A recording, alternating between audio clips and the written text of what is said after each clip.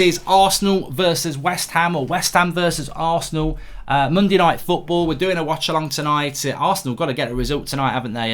And massive game in relation to Arsenal, who we were having a look in a minute as how low they can actually drop. But the game is about to kick off, so I do want to just get us up and running. I've just quickly come over from the United stand as well, and the game has kicked off there. We'll be going through the team news, bit of a quick turnover, but we've got you covered. We've got your chat. Which way are you going to go with this in relation to your score prediction? Do you think that Arsenal will get the job done today? Are they going to finally turn a corner? Well, corner. Yeah, well, they're going to turn a corner and have a corner. They're playing in yellow, obviously, because they're the away team. And could this be a situation whereby Ljungberg gets the sack as interim manager? Remember, he's had two. Oh, get stuffed. He's had 2 games in charge, and he's taken 1 point. And I think this is the hardest one of the 3 that he's done so far. So they'll probably go and win it, is my theory. But we'll see how it goes. We've got it covered. And thanks everyone for tuning in. Make sure you subscribe if you're new. And also, if you could, why is that done that? I've just literally, I tell you what, I could crush a grape. I really could. I'm just trying to get the timer to work here, which is irritating because I had just done it correctly. Infuriating. It's infuriating, so it is. Right, start. Timer. Please work this time. Yes, it has. Okay. Bit croaky because I was out late last night. Yeah, okay. Okay, let me just get this done. So Arsenal on the ball at the moment. Looks like they're playing the sort of 4-2-3-1, which most teams seem to be playing at the moment. And be interesting to see. West Ham obviously beat my club, Manchester United. They know how to deal with clubs that are struggling with confidence. And Mark Noble and Declan Rice in that midfield. I'm interested to watch Declan Rice actually and see how he gets on in a game like this. I just don't think he's that good, and teams looking to spend massive amounts of money on a player like that. I generally don't really think he's that good, but maybe I'm been a little bit unfair on the lad. Really, we'll certainly give him the benefit of the doubt and see how he gets on today. But how are we all doing this Monday night? Hope you've had a good start to the week.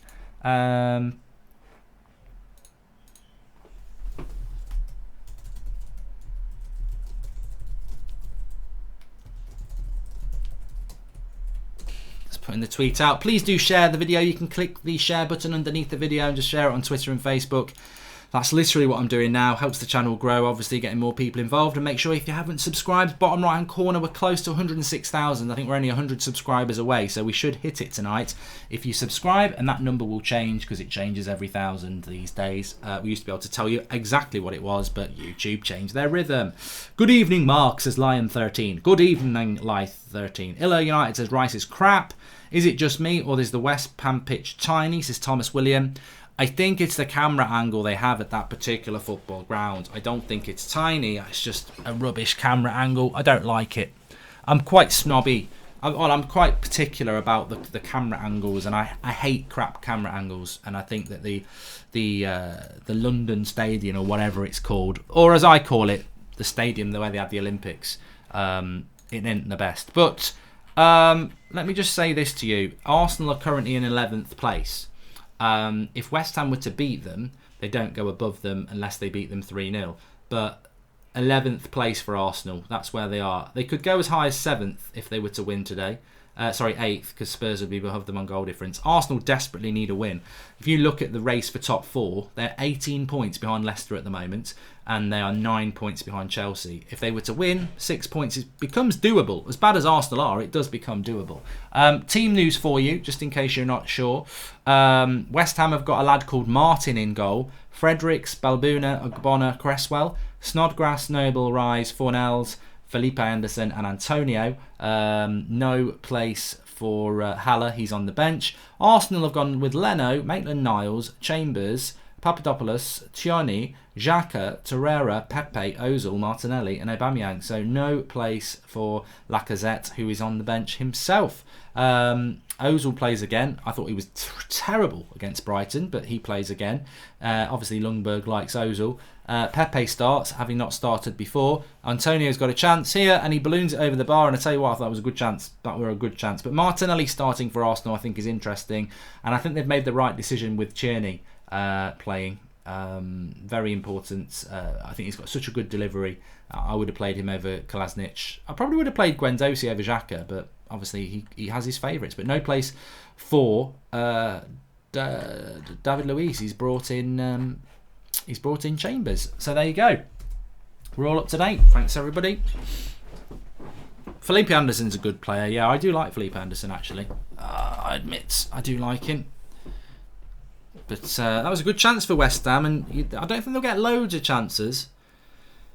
But I think it'll be a tough game for Arsenal. But I think Arsenal are so ridiculously inconsistent. It's probably going to be the sort of game that they will go and win today. But Tierney's put that out for a corner under no pressure at all. But if in doubt, kick it out. I agree with him. Leno's like, why have you kicked it out for? And I agree. You've got to put it out in that situation.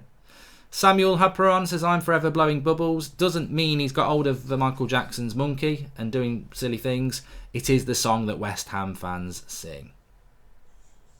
Let's hope for a West Ham win, Mark, says Marcus Davies. From a United point of view and everyone else, it'd be good. Neville is a clown, to be honest, says Gaz Elliott. I don't know what people are talking about. So that was a very good delivery there, but this Torreira's just gone down holding his face. No surprise, Arsenal are looking a little bit shaky, but I expected that, to be honest with you. I think we all did.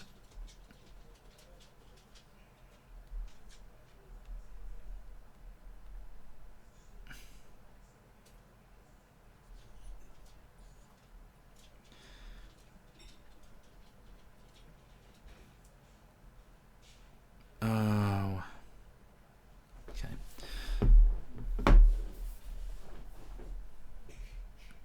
So, yeah, I do think so. I mean, what's your thoughts on those? I mean, I like what we like to do on this channel as well is we watch the game, but we bring in big topic points as well to discuss. Just very quickly, for a personal thing, I was out quite late last night and I've been hungover all day. I actually went to sleep this afternoon, which I never do. What's going on with Everton manager? I saw that Emery was trending this afternoon. Emery to Everton, and also Everton, because good evening was trending as well. Surely Everton wouldn't be looking at Unai Emery as a manager. I mean, I don't think he's as bad as some Arsenal fans make out, but I wouldn't be looking at him from an Everton point of view at all. I'd take him over Moyes, but I think surely there's got to be better options than that. There's got to be better options than that for them.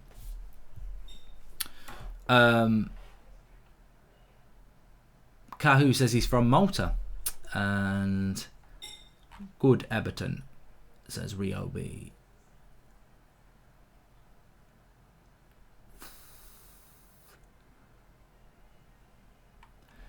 Okay. I've had a super chat coming in from Mojo. What's Pep's statement all about today, that City is unable to compete? Unreal. Oh yeah, I'm happy to talk about that. It was something I wanted to talk about. So Pep has come out and said that maybe his team needs to accept that they don't have the quality to compete with the big clubs, and then he listed Manchester United as one of them, with like Real Madrid and Liverpool. I mean, talk about lowering expectations. If Man City actually had a fan base, I would want him to be sacked for that statement alone. But ultimately, the amount of points that Man City have dropped this season for the money he's spent, I just think Pep Guardiola, when it's good, everyone loves it, doesn't he? But he's a very petulant manager, and he's a very excuse-ridden manager. And I just wonder how many Champions Leagues he would have won if he didn't have a certain Lionel Messi in his team. Because he had all the resources at Bayern Munich and never got close to winning a Champions League. He's had all the resources at Manchester City, and he's never got close to winning a Champions League. And I know he's won the domestic leagues, and that's very, very good. But to be coming out and saying, he's basically just, you know, as I said, if Man City actually had a fan base, I think there would be an uproar, because he's basically just said that my team needs to accept that we don't have the quality of a Manchester United. Oh, what? The same Manchester United quality that was going to sack their manager if we lost to you a week ago. So Yeah, I don't know what he's on, and the money he's spent and the quality he's got, he's just talking nonsense. And the thing is, I don't know why he's talking nonsense, because I watched Man City play Liverpool at Anfield. Very good win for Liverpool, but Man City was superb in the way that they moved the ball about. They just weren't clinical. And watching them against us, the same again. On the ball, they're very good, but they don't really carve teams open enough to create loads of chances, the better teams. So I think that's a failing on the coaching, to be honest with you. Fraudiola, as Mr. Zaki Boy says. Hello, Mark. How's it going? I proper love That's Football, as I'm a Liverpool fan. Pity you're not a Red, says Mega Stanny. Never going to happen. This game's a little bit end-to-end at the moment. My prediction is that Arsenal will get a win today. But there we go. How similar do you think Manchester United are in terms of their level as a football team and not their management, says Conrad Abella? It's hard with Arsenal because I haven't actually seen Arsenal play well this season, and I'm not going to flip-flop and say United are miles ahead of Arsenal, because that's literally because of what's happened in the last week. If you'd said to me last week, before the Spurs United game, after the Villa game where we drew, and after you'd drawn with Norwich, what are the similarities between Man United and Arsenal? I'd have said they're very similar off and off the field. They've got bad owners, their coach probably isn't good enough, and the players are ridiculously inconsistent and should be ashamed of themselves. Obviously United have then gone and got 2 brilliant results against Spurs and Man City, and I now feel like saying United are ahead of Arsenal, but football can change so quickly. But what I would say is that when United's record against the top 6 is good, and that's our one consistent fact from this season. We've played 6 of the top 6 sides, traditional top 6, including Leicester, and we've not lost to any, and we've drawn 2 and won 4. So what United do have, and it's infuriating against the rest of the clubs, but what United do have against the big teams is this tactic that the big teams struggle against, which is United will let you have possession, let you attack us, will defend really well, and then we'll hit you on the break and exploit the space.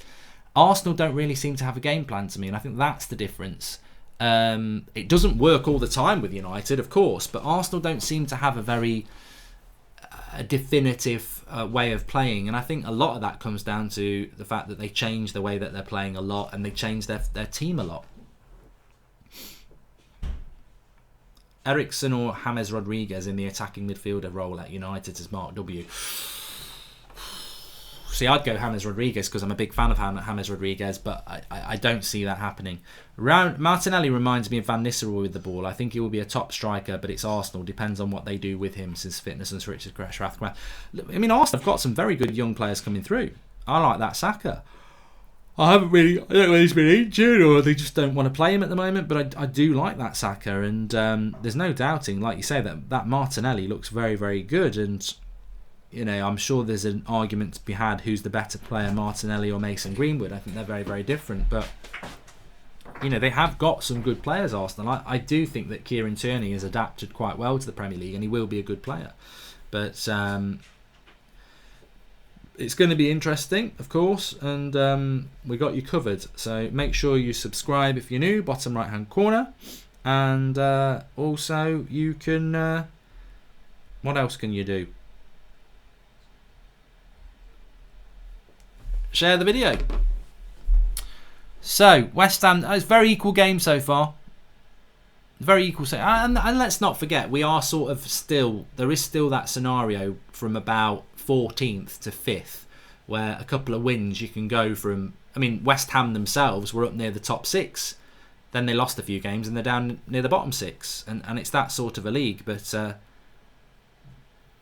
very even game at the moment. Where do Arsenal go next as a manager?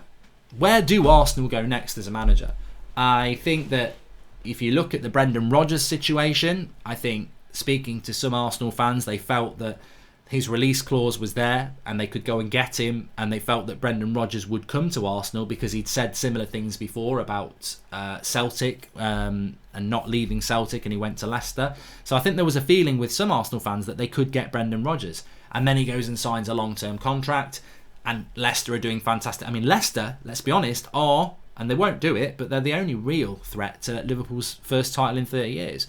So Brendan Rodgers is off the table. Allegri's learning English, but apparently he won't make a move till the summer. Pochettino remains a very interesting option. I think most Arsenal fans would take Pochettino, despite probably ridiculing him for the last 5 years. But in the cold light of day, he's a Premier League proven manager. He builds a team. He's taken Spurs to the Champions League. He got them in the top 4 most years. And I think Arsenal would like that. And they would, they've taken Sol Campbell from Spurs, so they would do it. But would Pochettino do it? And I just don't think Pochettino would. So Pochettino for me is off the cards, but remains probably one of the most viable options. Then there's the rumours that Arsenal don't have a lot of money to spend. And if Arsenal don't have a lot of money to spend, then how are they going to go and get not only a decent manager, but bring a manager in who is going to look at the situation and go, I quite fancy that. If Arsenal have got a lot of money and they can get a manager and say, look, this is your wage, and also we're going to give you 150 million to come in and do what you need to do, then Arsenal becomes an attractive job. It's like a job advert for you if you're playing FIFA or Football Manager. You might not be an Arsenal fan, but you look at a team that's a sleeping giant that you can rebuild, and you're going to get the money to do it, then you're probably going to fancy having a go at that on Football Manager, aren't you? And Football Manager isn't real life, but real life managers might fancy the Arsenal project. They won't fancy the project no matter who they are if they know they're walking. I mean, we all watch Arsenal losing at home to Brighton with the quality they've got, getting played off the park by Norwich. Some of the embarrassing results they've had over the last, not even the last year, the last few years. So if you're a manager and you're looking at Arsenal and you're going, right, it's not going to be easy to get rid of a lot of these players. I'm not going to get many players to bring in. They're going to ask me to work with this set of players, and I know that this set of players, the vast majority of them, are either not good enough or haven't got the right mentality. Am I going to mess up my managerial career to go and do a job like that? It could be a difficult job. I suspect Arsenal won't have a problem getting a manager, and let's not forget, Wenger was there for a very long time, and then they brought in Unai Emery, who had a good pedigree. It just didn't work out. But who are they going to go for? Brendan Rodgers isn't available. Allegri in the summer maybe, but what do you do in the interim? Ljungberg has been a real concern. So do you sack Ljungberg to bring in another short-term manager? It's going to be very interesting to see what Arsenal do. And I think that, would they ever consider going for somebody like an Eddie Howe? I don't think that they would. Have they got the pulling power to maybe go and get the Ajax manager or Diego Simeone, who may get sacked from Atletico Madrid? I just don't know. And I think the fact that Arsenal sacked Emery, surely you've got a plan.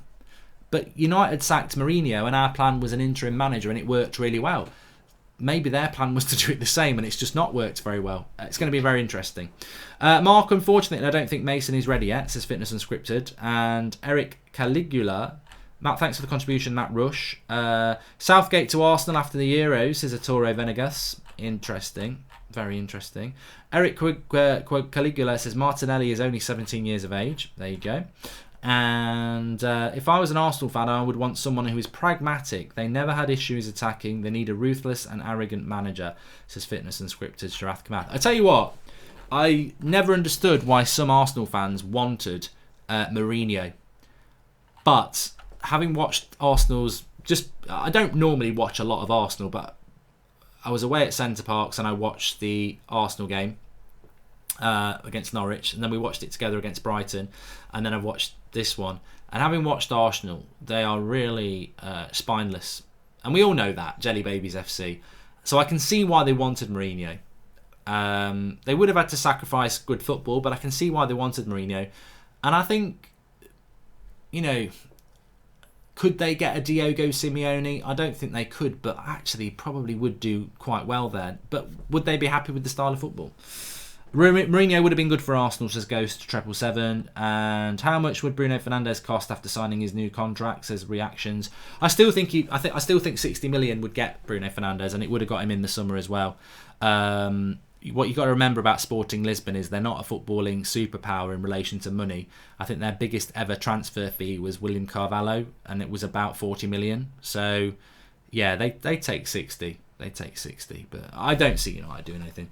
Arsenal are being linked to Arteta as their manager, says Mojo. Well, I think Arteta would be a good manager for Arsenal. But apparently he's sort of being groomed to be the next Man City manager, and whether they can get him away from there, I don't know. It's interesting with Arteta because Arteta, for me, I see more as an ex-Everton player than an ex-Arsenal player, and they're both looking for a manager, and he probably won't go with any.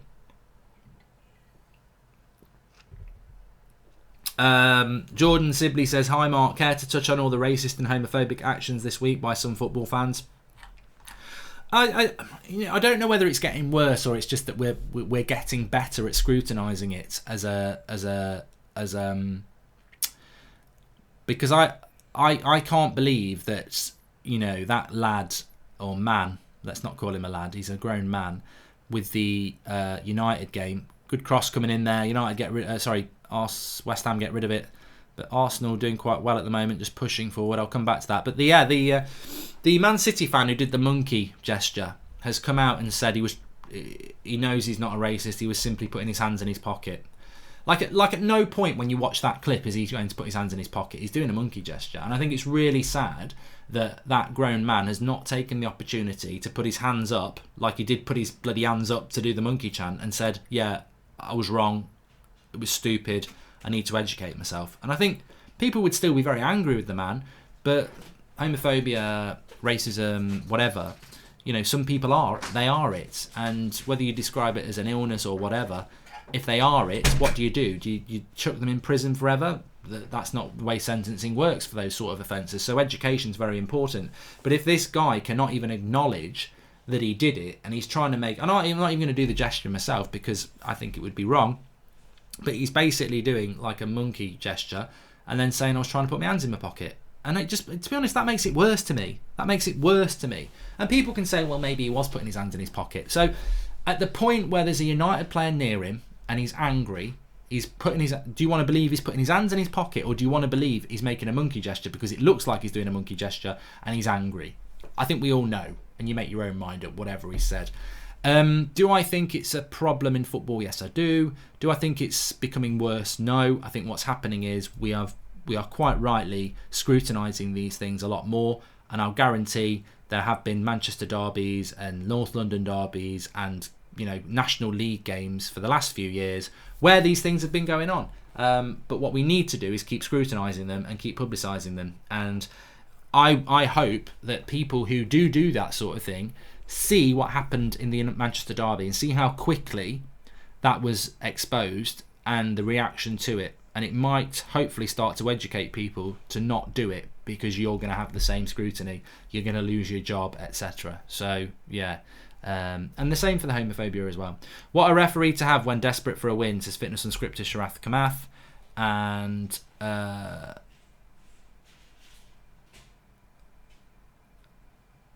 Arsenal are a relegation club, says Jasper Goral. Very equal game at the moment. The real test for United is Sunday's game versus Everton. Let's see if we are up for that game. I'm not concerned about this game. I'm more concerned about this game than City, says Matt Rush. Yeah, from United's point of view, I was saying that on the United stand. Do go and check out the latest video, but I am very excited about the next few games because it's almost like we've been given a reprieve. Chelsea have started to drop points. I think Leicester, Man City and Liverpool have got those top three positions tied up. Liverpool have got the title tied up, but Man City, Leicester are 14 points ahead of United in fifth. So I think Leicester are looking good. They've got no European football as well, so they should be able to keep that momentum going, and they deserve to. They're so... that game against Villa yesterday, I actually thought might be a tough game for them, and they just absolutely blitzed them. So there's a yellow card here for West Ham. A late tackle by Snodgrass, and Mike Dean's the ref.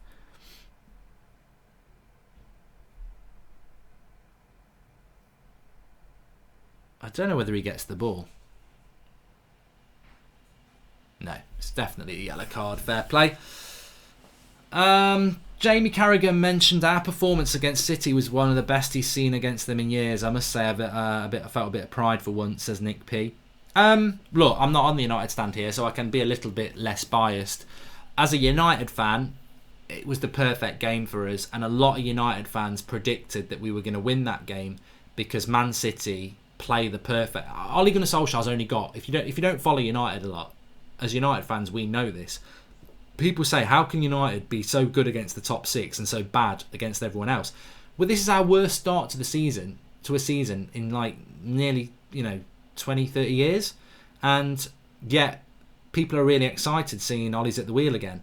And the reality is, we've had a really bad season. We've just had a few good results against the top 6. And the reason we're doing that is because Ollie's only got one way of playing at the moment, and that is soak up pressure and hit teams on the break. But it doesn't work against teams that aren't going to leave space at the back, like Newcastle's, West Ham. They ain't going to leave 3 at the back against United because they know that they're the underdog. But Man City did. They left so much space at the back, they keep the ball, and all you've got to do is soak up the pressure and then hit them on the break. And we were superb at it. So I wasn't surprised. Jamie Carragher is saying it's I mentioned our performance as one of the best he's seen against them in years.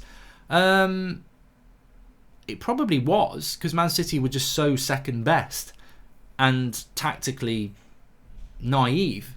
Pep played right into our hands, and that's why I was querying Pep earlier, because I'm like, has he only got one plan A? And if you figure that plan A out, what he didn't see, he would have known that about United. Cross comes in there, West Ham.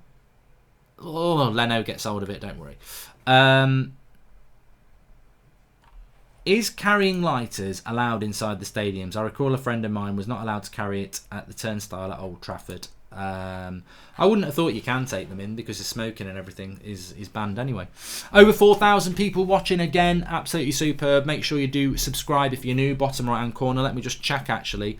We should be pretty close to hitting 406,000. Remember, That's Football. It's not a United channel. Everybody's welcome on here. We watch all sorts of games, do all sorts of stuff. Going to start Football Manager this week. I've actually been playing it a bit today. We're actually only 6 subscribers away from... Oh no, that's not. That's the wrong channel. That's the United Stand. United Stand's only 6 subscribers away. We're only 39 subscribers away from 106,000. So please do subscribe. Bottom right hand corner if you're new. And share the video if you've already subscribed. And we should be able to change that number to 106. There's an Arsenal player down injured here and he's going to have to come off. And I think it looks to me like it's either Kieran Tierney or Martinelli or Callum Chambers. I don't know who it is actually. It's hard to tell. I think it might be Callum Chambers.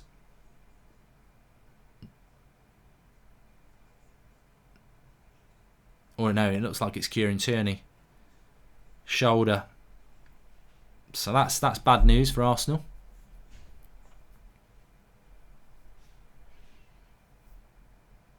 Oh, yeah. He's up against Antonio. And as he's pulling Antonio's knocked his arm back. And I think he's took his arm out the shoulder block socket, which would be very, very painful for the lad. Which is unfortunate from an Arsenal point of view, because I quite like Tierney. And I think that, he hasn't played enough for them.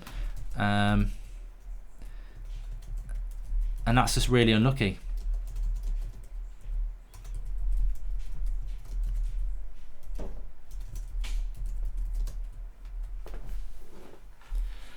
This year's love, it better last. Heaven knows it's hard to go.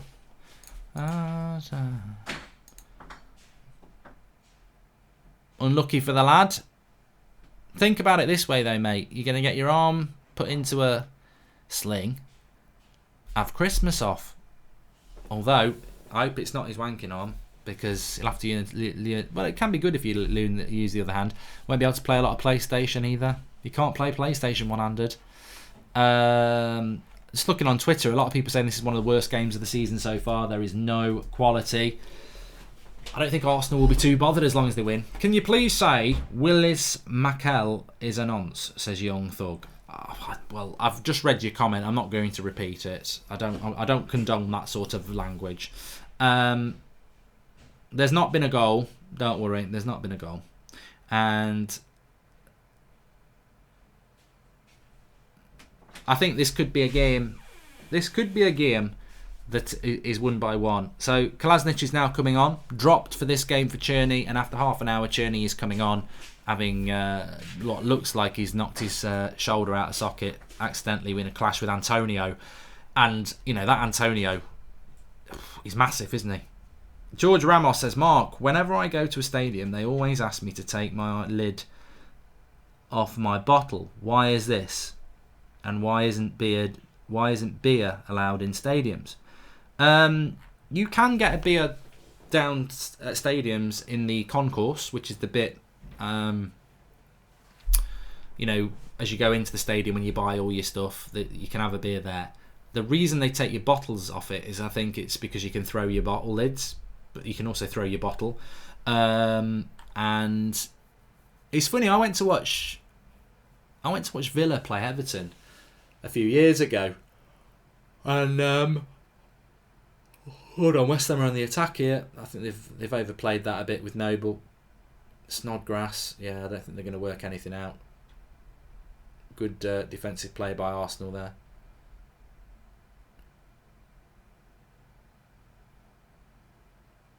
See what happens. And Arsenal have got rid of it. I went to watch Villa play Everton, and we were sat there, and there was these three guys in front of us. And after about 10 minutes of the game, they just all went, and they didn't come back. And I went down to the toilet, and they were sat watching the game on the TV screen, which they show at the game, drinking the beer in the concourse, which I just thought was really weird. But there you go. Amar Garab, because you can't have a beer around the stadium. Amar Garab says, Mark, I don't think you really are getting behind Ollie. The fact that we just play our way can be understood as what being a Man United team means to Ollie. What? Amir Garab, I don't think you really are getting behind Ollie. The fact that we just play our way can be understood as what being a Man United team means to Ollie. I don't understand your comment, mate. The way Manchester United play is not the Manchester United way. I've never known Manchester United be a team that sits back and gives up 70% possession to hit teams on the break. It works, but it won't work against everybody. We've got to find a different way of playing. And I do back Ollie. I want him to be successful because I really like the guy. But I'm not going to just back him because I like the guy. He's got to keep improving as a manager. I want him to be the manager we all want him to be, but I'm not going to blindly back somebody. I think it's really stupid to do that. Can you give my friend Mike? No, I'm not going to, Coop. You're going to have to get up earlier in the morning to try and catch me out with your little. It reminds me of the bloody Simpsons when Bart Simpson's ringing up Mo and saying, giving him these names to read out. Have I got a huge ass? Everybody, have I got a huge ass here? Have we got an Amanda Hug and Kiss? I'm looking for Amanda Hug and Kiss. Amanda Hug and Kiss. You get my thing.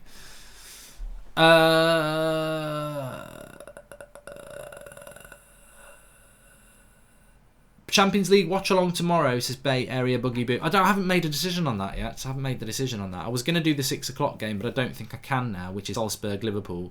I might do Chelsea Lille. I may do Chelsea Lille at 8 o'clock. I will see. I'm not doing one on Wednesday because the games are crap. Here's Pepe. Good bit of skill by Pepe. Very good by Pepe. And he lays it off. And Kolasinac has just come on. I think he should have had a shot there. Aubameyang. Decent cross. Whoa, what a miss. And even Pepe's got his head in his hands. And I don't know whether Pepe's got his head in his hands because he wanted the header or because Ozil's crap. But it's a really good opportunity. He might have been offside anyway. Oh, that's terrible. That is a terrible miss by Ozil. Maybe he just couldn't get over it. But it was a free header. Francis Ward, what do you think Deitch would be a good for Everton? You know, going back to the Everton job,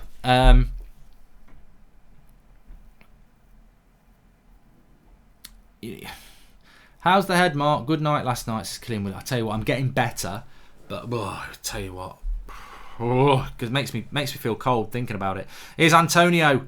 Good shot, good save by Leno, and he gets it as well. That was probably the best bit of the move of the game. 2 good chances there in the space of 5 minutes. The game has gone up a level. But he's a good player, that Antonio, isn't he? I don't know how old he is, but I think he got called up for England a couple of times. But good player. I know he used to be at Forest, and my uncle goes and watches them, and he always spoke highly of him when he was there. And obviously he's not always a starter, is he? Pepe's gone down injured here now.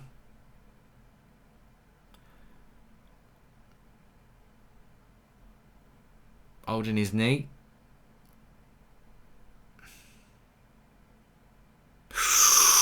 Ooh, I tell you what. He gets the ball, but that's one of those tackles that I don't think they should ever review it as a red card, but it's a bad tackle. He sort of he wraps both legs round Pepe and twists him and gets the ball. An old Stuart Pearce tackle that was, if anyone can remember. You get the ball and you take a lot of the man as well.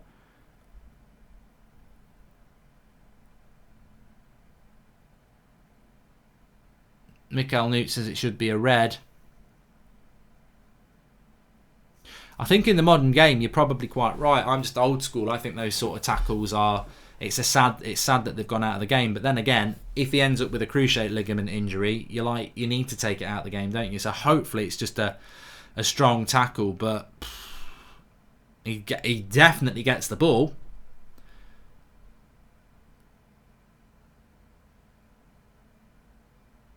I think he's going to be all right. Yeah, it looks like he's going to be all right. He's not in a lot of pain. He's all right. Good stuff. Please subscribe to the channel if you're new. Bottom right hand corner, we'll shout that out while we just got a little break in the play. Hope you're looking forward to the Christmas period. We're pretty much into it now, aren't we? My favourite weekend's coming up, which is the weekend before Christmas. I always like that one. I like the football over Christmas as well. United play Ollie type tactics in Europe under Sir Alex Ferguson, says Ashley GR. Yes, we did. You did, you're right. We did. Which was basically part of the bus football. Away from home in Europe, we did. Revan says, Mark, what do you think of Rashford's season so far? 10 goals so far in the Premier League, already equalled the best he has ever had. He's on fire at the moment. He's absolutely on fire. I'd say he's probably the in-form player in the Premier League, isn't he, at the moment? Apart from if you take Liverpool out of it, because they're... Yeah, it's massively irritating that Liverpool are going to win the Premier League.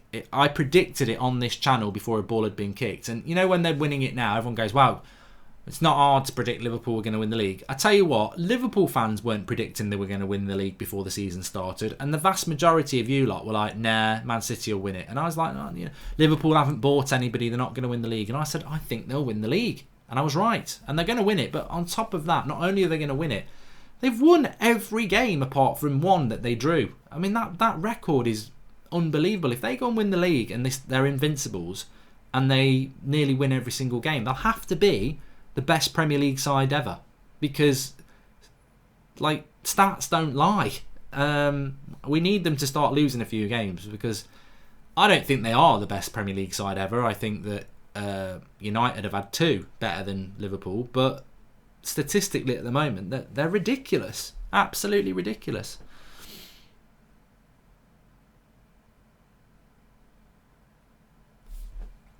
Mark, I heard from you are from Birmingham too. Thoughts on the Banksy wall out in Birmingham if you're into that stuff, says Mr. A. I haven't seen it, mate. I don't know where it is. Let me know. I was in Birmingham today. I'm not from Birmingham, I'm from Nottingham, but I do live in Birmingham. But I don't go into Birmingham that much. I used to work in there, but I was there last night getting hammered. Hotel Devan, shout out. Mark, I've criticised Jesty as much as you, but do you think he's looking like he's starting to get back to his best now, says Reagan Wilson. Corner here to West Ham. I'll come back to that. Cleared. Noble. Oh. Puts it up to the back post. Goal for West Ham. There it is. It's Bonner who gets it. It's bobbling about a bit, so I'd watch out for VAR. We have never parked the bus. We play counter-attacking, says Donny Amnes. It's one of those goals where I would just reserve judgment for a moment because the ball is bouncing around a lot, so there probably will be some VAR review. But it is 1-0 to West Ham as things stand at the moment. It's a scrappy goal. It's a typical sort of goal that Arsenal concede. The first corner comes in. They head it well and clear it to the edge of the box, but Noble blasts it in. Declan Rice puts his foot in. It's dinked up. Header. There's no handballs in there. It goes in off an Arsenal player's head. Definitely going to be 1-0. You just wonder when it's bouncing around the box like that whether it has hit anybody. And it goes in off Maitland-Niles' head, actually. Bonner...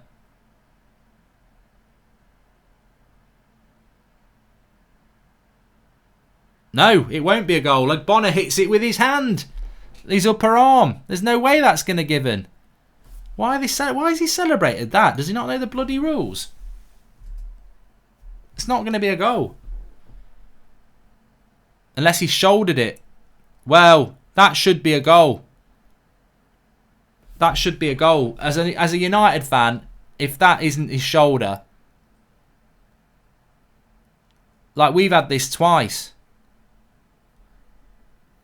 They've got to give it. They've got to give it. Liverpool will drop points as usual, but not enough, says Jenks 1102. I've not changed the score yet because if they don't give this goal, it's a bloody disgrace.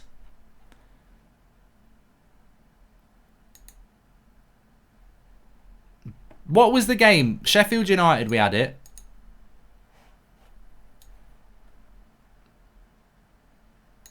And we also had it against somebody else where it hit the arm.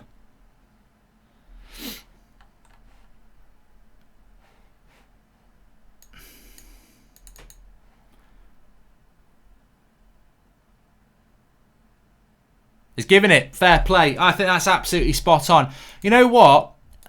I don't like VAR. We've got to deal with VAR, and that's what's going to be the case. But I've got to say, Arsenal fans are going to go mad. I totally understand why they're going to go mad, but we have experienced this at Manchester United over the last while. So, you know, it has to be given. It is a shoulder, but loads of these goals have been given. Against Burnley in the last minute, I thought he controlled it with the upper part of his arm. They gave the goal. And there, that is his shoulder. You know, technically I still think it's a handball, but the Premier League have shown that they're going to give those sort of goals. So it could be 2-0 here. No, it's not. 1-0 to West Ham. I think that's the right decision. I know Arsenal fans are going to moan, but there was another game as well where it happened with United. I don't know whether it was against... what was Spurs' goal? Dele Alli. Yeah, caught the top of his arm. They gave the goal. So... there's got to be some consistency, and I think there is some consistency there. So I'm not gonna moan about that. I think it is a goal. Obviously, it is a goal because it's been given.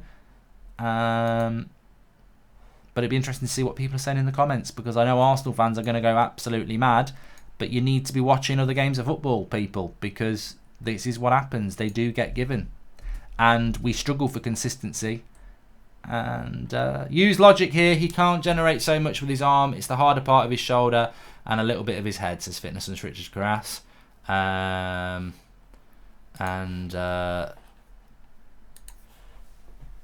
Arsenal are the new Everton, says Bob Paddock. I actually would have been furious if that goal hadn't been given as a United fan, because we've had 2 goals happen to us recently with the top part of the arm. Sheffield United's equaliser, Dele Alli's goal last week, both got VAR reviewed and both got given, and both were the top of the arm. So even if that was the top of the arm for Ogbonna, and I think I agree with Fitness and Sharath that it was actually his shoulder, it should still be given.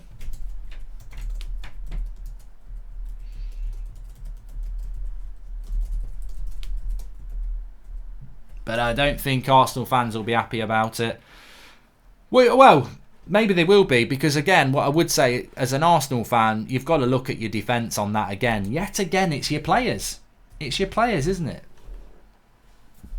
What if they design the shirts so arm and shoulder are clearly divided, says Pumpkin Spice Latte. Very good point. But let's analyse the goal for a moment. The goal itself is a corner, which is well won by Arsenal, headed to the edge of the box. Why have they not got a person on the edge of the box? Mark Noble's unopposed to whack it back in there, and then the cross comes in and a free header for Ogbonna, or a free shoulder for Ogbonna. It's poor defensively on the second balls for Arsenal, and second balls are where games are won. You know, like if you're not a very good team, traditionally, another cliche for you, what a cross that is in by Pepe, and no, it's not, it's Maitland-Niles actually, and nobody gets on the end of it. Coming in from the right hand side, it was Pepe who fed the ball to him. Nice cross, but no one's getting in on the end of it. But yeah, it's a cliche in football. But if you're not a good, if you're the underdog, one of the things your manager should be saying to you is make sure we're winning the second balls, because that's how you win a game, isn't it? Mark Mourinho completely parked the bus last season versus Man City with no attacking intent, says Orlando Anglin. Thanks for that. Please do subscribe to the channel if you're new. Bottom right hand corner. And if you have subscribed, please share it. Everybody's welcome on here. We do all sorts of games as watch-alongs and, you know, debate points. So get involved, enjoy, and get involved in the conversation. And thanks everyone has. Mark, what was your score prediction for this? I think Football J Lings, I think I went with an Arsenal result. And, you know, that wasn't a confident score prediction. That was more of surely Arsenal will win today. I think it was always going to be difficult for Arsenal, but they're a club in massive problems, aren't they? At Arsenal, how to fix a problem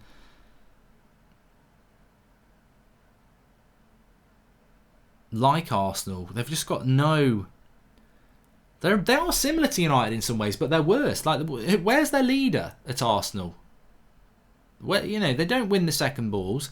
Their heads drop. West Ham look like they're going to get the second goal here. They're getting a lot more space around the box.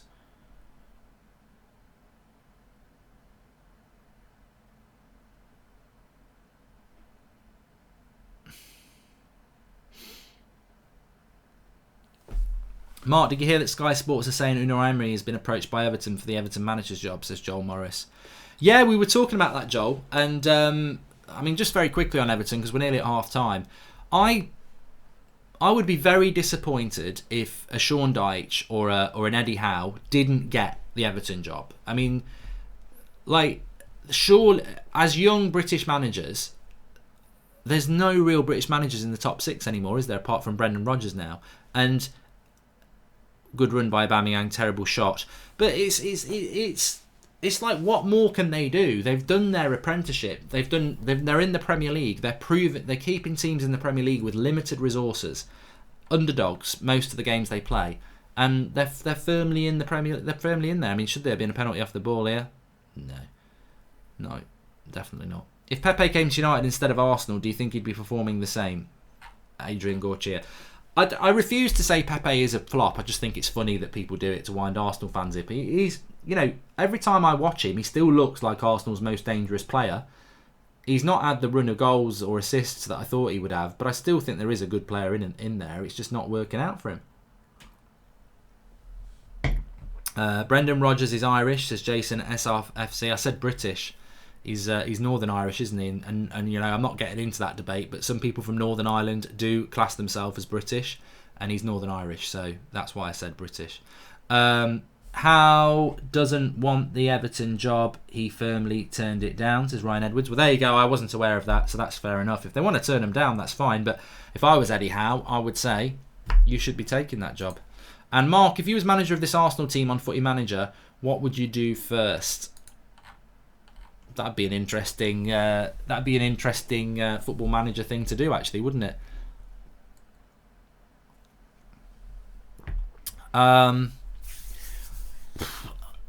As an outsider looking at Arsenal, I never felt getting rid of Emery was going to solve your problem, because I think we've seen this at United too many times.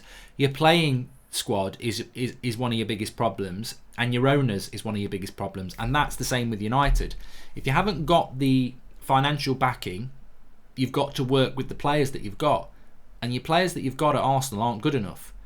But to make real change, you've got to spend money. It's sad, but like United, Arsenal need to spend about £300 to £400 to £500 million if they want to fight for titles. Have they got owners who want to do that? No. So for me, Arsenal, in people like Aubameyang and Pepe, they've got good players. Leno's a good goalkeeper. The whole of the back four doesn't convince me. And, one thing about United is Wan-Bissaka's probably one of the best defensive right-backs in the world. And Harry Maguire, Lindelof are steady. Arsenal can't say that. Their back four is awful. So that is a big problem for Arsenal. I think their midfield is, on paper, better than United. I do rate Guendouzi as a young player. I think Torreira, is he just not interested because he doesn't want to be here anymore, because he was a good player? Ozil's a player that needs to go. He's a waste of time. They massively missed people like Aaron Ramsey, who got what the club was all about and was consistent.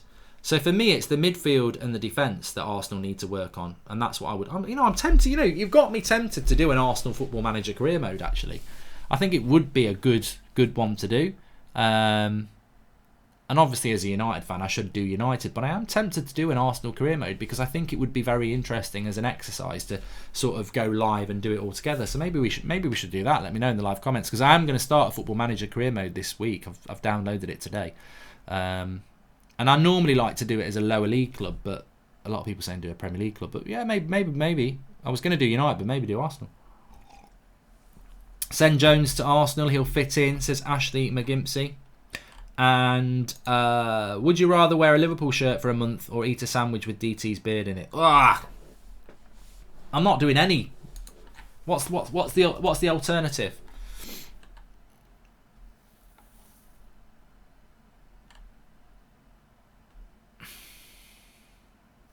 Govand98 says, Mark, are you tuning into AFTV tonight if Arsenal hopefully lose? I really do like Robbie, and I like some of the Arsenal Fan TV lads. I've got a lot of time for a lot of them. I can honestly say I just don't watch Arsenal Fan TV, and I'm sure a lot of them don't watch the United Stand, but well, maybe they do. But I get why people do watch it, because it's just watching to laugh at them. But I don't think they'll say what needs to be said. Well, no, some of them probably will. It's half time. What needs to be said at Arsenal is a good point.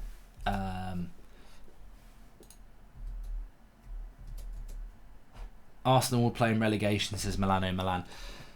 Look, Arsenal won't be in a relegation battle. We had this with United 6 weeks ago. People were saying we're in a relegation battle. I know teams like Leeds have gone down, and Forest, everyone said they wouldn't go down in the 90s, and there's been other teams like Villa and stuff. Solihull Moors football manager career, says Charlie Bass. I am going to do that at some point, mate, but I might wait until the new year to do that. But I will do Solihull Moors. I'm definitely going to do them, because it's my local team, and I want to do a National League team to the top. So I definitely will do that. But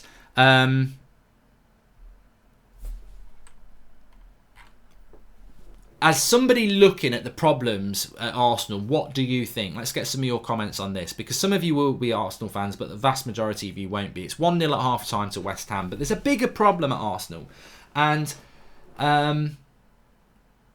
Arsenal fans need to wake up, and Arsenal Football Club won't wake up. And there are big similarities between Arsenal and Manchester United. You've got owners who just want the club to be top four each year, just want to keep taking money out of the club from the fans. They want to maintain a level of success. But, you know, I've always said this as a United fan, and Arsenal's the same. If you want to win a Premier League title, right, what do you get for winning a Premier League title? You get the status, and if you are run by football people, that's what you want. But you don't actually get like £1 billion for winning the Premier League. You probably get an extra 150 million compared to what you do for coming in the top four. So if Arsenal have got, or Manchester United have got, I look at Manchester United, look at Arsenal, and they've got to spend £300 to £500 million just to get a squad good enough to compete for a title. And you've got to have the right manager in place. Are Arsenal's owners or Manchester United's owners going to go, right, we need to spend £500 million to win the title or fight for the title, and what we'll get back is 150 if we do win it? It's not worth it. What we want is top four, and we'll be still making the profits. And that's a big problem at Arsenal. Their other big problem, and the one that I think that they don't talk enough about, because I see the little clips off AFTV and I see the Arsenal fans on Twitter, and you get people like Lacazette saying, you know, he put a tweet out after the Brighton game and everyone was calling him my guy, my boss, this, that and the other. And I think there are relationships that Arsenal fans have with their players that are very positive relationships. And actually, I've seen it with United, and we do have fans who just refuse to like go in on the players. But you do, as an outsider, and I don't know what you lot think, but you do need to start looking at your playing staff. Like, Emery is gone, and you're all happy about that, and you wanted Emery out. And then you bring the next legend of your club in Ljungberg, and you're worse than you were under Emery. But more importantly, your players are playing worse now the manager's been sacked. This is ridiculous. It's funny because, you know, I don't want Arsenal to do well. There's a respect there. I don't want you to do well because I consider you to be a rival to my club. But so I find it funny when you fail.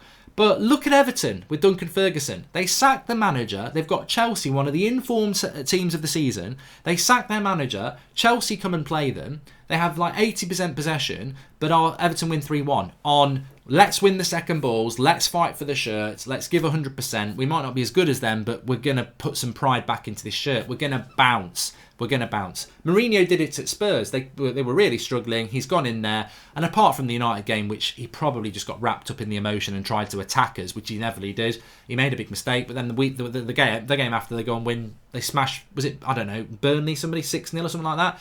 The 2 games before that, they play well. They've had a bounce by changing the manager. When you change your manager or you sack your manager, there's a bounce. Look at Ole Gunnar Solskjaer. I mean, Ole Gunnar Solskjaer's CV is slightly better than Ljungberg because he's managed Mulder and been relegated by Cardiff.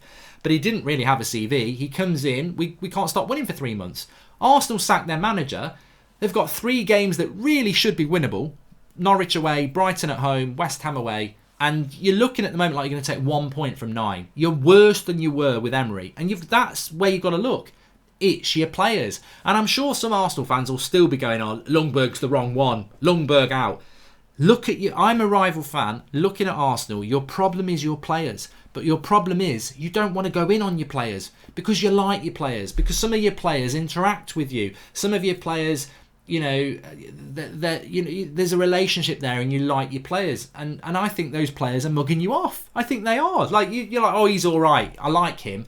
You go in on some players like your Mustafis and that, but Mustafi's not been playing. I've watched him play 3 times since Emery's gone. Mustafi ain't playing. So, you've got to look at that team, and you might like some of those players, but they ain't pulling their weight. Like, Aubameyang's had a crap game there, but he's a legend of Arsenal to Arsenal fans. But he's not pulling his weight. That's your problem. Your ownership, very similar to United, is a big problem because I don't see you improving things, and I've said that. We've spoken about the manager, and we can talk about the managers that could go in there, and we'll do that in a minute. But your owners are a problem, but your playing staff is a problem. And until Arsenal fans start exposing the whole squad, because I don't think going in on individual players is always the way to go. It's your whole team.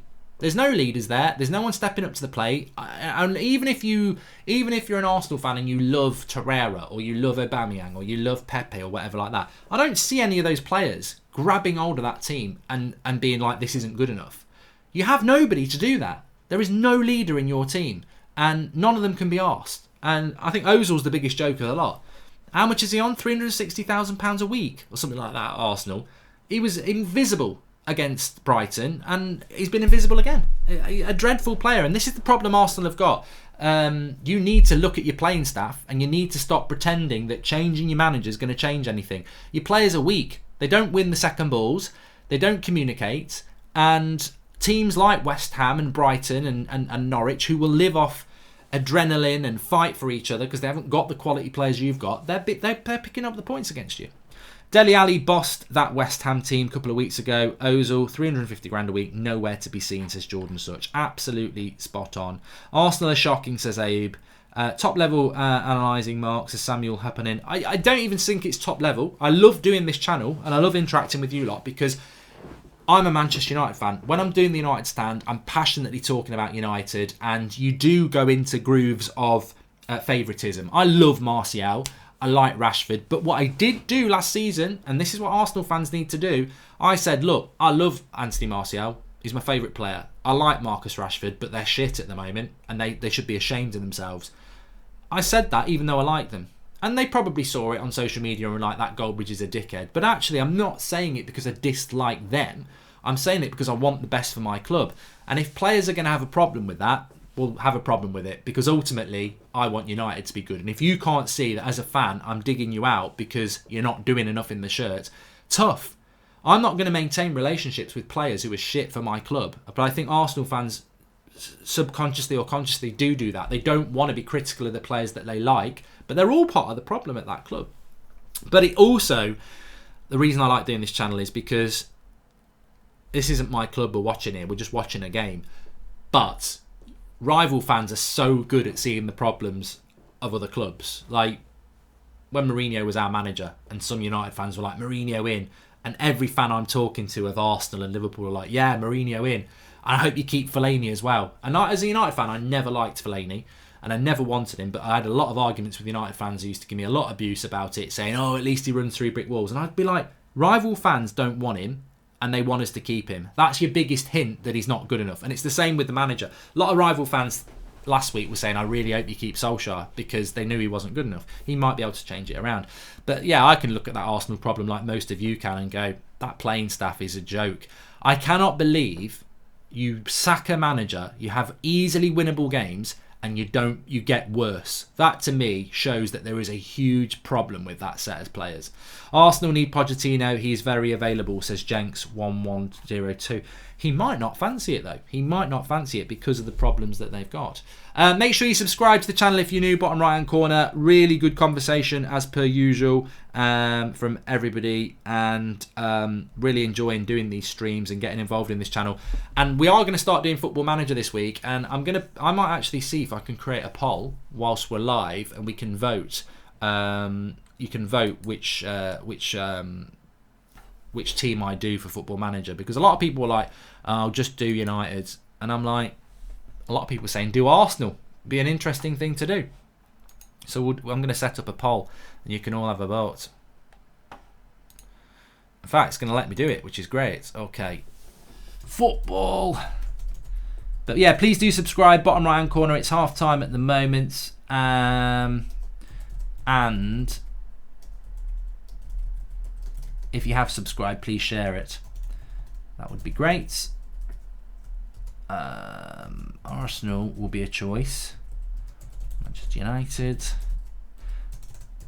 I will be doing like a non-league Football Manager career in January, which is what I did this year, but I have got the game a little bit earlier this year, and everyone wants me to start off as a Premier League club, so I will start off as a Premier League club. I'm only going to put up options that are teams that are interesting to do. There's a lot of work to be done at them, if that makes sense. So try to think of somebody else. Who would be a good club to manage? No, I think we'll just keep it at those three, because they've all, two of them are managerless. Crate card. Right, if you refresh your video, which is what I've done, there should be an eye in the top right hand corner where you can cast your vote on who I do on Football Manager, which will be, yeah, it works, Arsenal, Manchester United or Everton. So if you just need to maybe come out the video and come back into it, or press F5 or refresh it, there'll be an eye in the top right hand corner.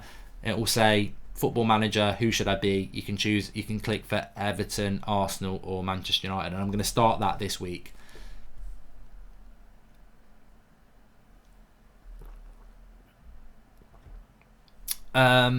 Mark, how about Mustafi to United? Excellent centre-back, says Daniel Ajay. Well, if you're an Arsenal fan, you keep him. I think he's got a great future there. But he is a player. Do a Forest career mode, says Dove Official. This is what I'm on about. Mustafi gets a lot of stick from Arsenal fans. Well, he ain't even playing. You know, your scapegoat's not even there. So, you know what I mean? You know what I mean?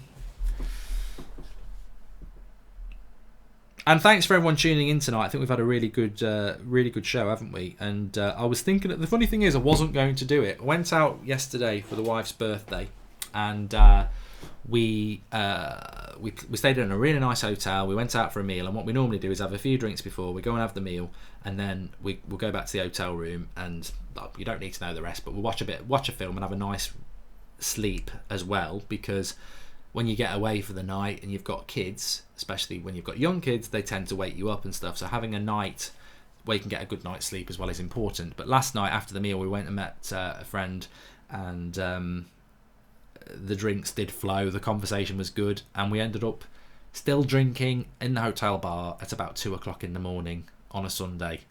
And then the best thing was, because I was in central Birmingham in the hotel, I got woken up at 6:30 in the morning with builders starting their building work, so I got about 4 hours sleep. So this afternoon I was like, I don't even want to do the United stand, I'm not doing the watch along. But as the day goes on, you start to feel a bit better, don't you? And it's been good. I've really enjoyed it. So thanks everyone who's tuned in. I really enjoy doing That's Football. I really enjoy the watch alongs and the chats that we do, and the way we wander off into different football topics. So thanks everyone for tuning in. I hope you're all enjoying the channel. Make sure you subscribe if you're new, bottom right hand corner. I don't know what our next game is. I'm going to have a look. We'll have a look at that now. Weddy Philip Programmer says, I think Pogba's problem is discipline. There we go. And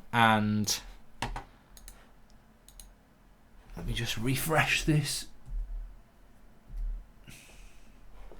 I'll come in and come out. That's what she said.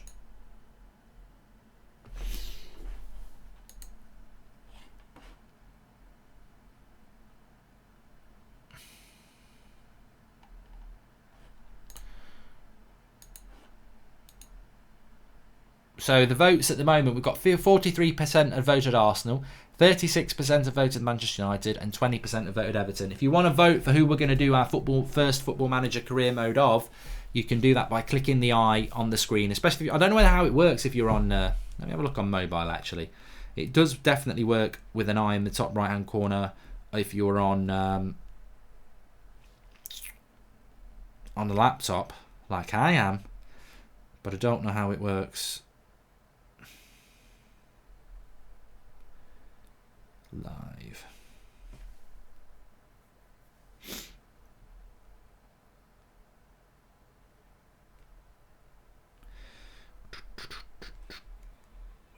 What are we going for in the second half then, people? We're just about to kick off in the second half. And Mike Dean kicks us off. No, he doesn't. Come on. Come on, Mike. Oh, come on. We're off, yeah. I think West Ham will kick themselves if they don't do it.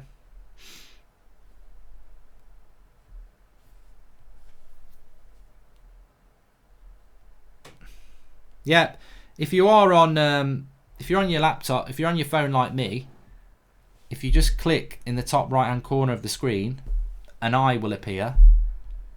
Or just click on the screen, click the eye, and then you get the old Graham poll there. So there we go. So it is available if you're on your phone as well. You just got to tap the screen, and then there's an eye in the top right hand corner. Yabba-doo. So, can Arsenal come out and find a backbone, or will they wander into even worse territory? Let's wait and see. Let's wait and see. Please do share the video if you're watching. Underneath the screen, there's a share button. You can share it on Twitter and Facebook. And if we have got new people watching, please subscribe. We've got a Football Manager career mode starting up this week. It'll either be Arsenal, Everton, or Manchester United. You can vote for that. That's how it works on this channel. It's about all your opinions as well. And another corner, Arsenal win, and Mark Noble's on the edge of the box to shoot. That is crap defensively. And that's coaching as well as players. That's why they conceded the first goal. And it happens again. Really poor. Really, really poor. But remains 1-0 anyway. Watch-alongs on this channel, of course. And we do all sorts on here. But everybody's welcome. It's unbiased opinion. And Aubameyang's getting a cuddle from Xhaka there. I do need to figure out what our next watch-along is going to be. It'll either be tomorrow night. We might do Chelsea versus Lille at 8 o'clock. But Premier League-wise, it's Arsenal Man City on Sunday, but we've got Everton. Manchester United have got Everton on Sunday, so it's a bit of a quick turnaround to try and do a watch-along for that. And the Saturday games are crap. So I don't. That would be 4 Arsenal games in a row, though, if we did that. If we did Arsenal Man City, that's 4 Arsenal games in a row. Saturday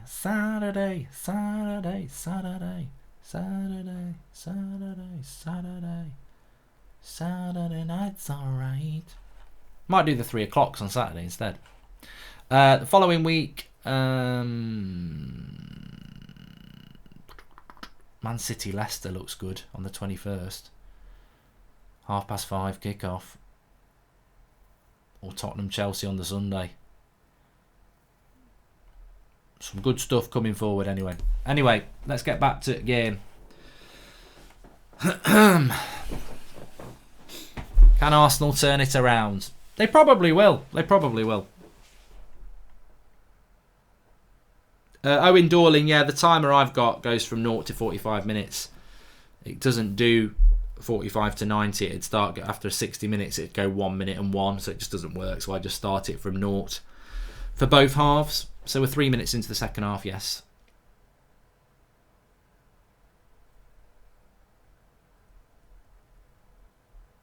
Black Viper says every other team in the Premier League has won a game since the last time Arsenal have won a Premier League game. So basically, they're on the longest run without winning a Premier League game, if I read that correctly. Pepe. That's going to be a yellow card for Cresswell. Absolutely. Maybe he should have got a yellow card in the first half. I can hear all the Arsenal fans saying he should have got a yellow card for the first tackle.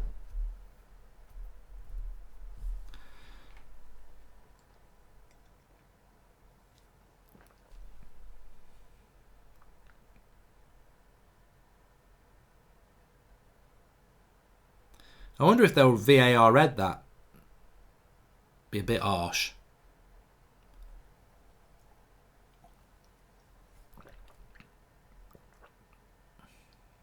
He's two-footed. Says yellow 90. He likes to tackle Cresswell, doesn't he?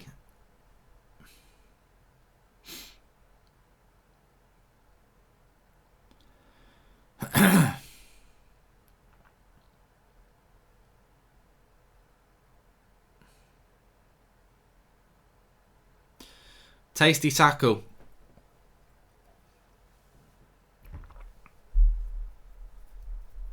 But they might be making a sub anyway. He might be going off here, Cresswell, because he's on a yellow card up against Pepe, isn't he? So he's showing the sub his phone. I don't know whether he's showing him nudes or tactics. I think he's showing him nudes. Look at her. Or him. So yeah, Cresswell's coming off. They're very, very quick with that. And I don't know whether it's because he's injured or because he's on a yellow card, but he has been a bit reckless today.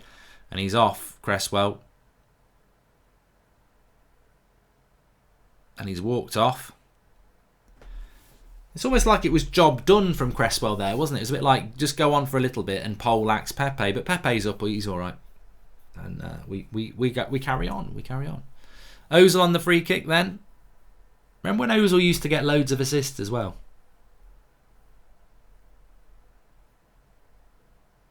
He literally delivers nothing these days.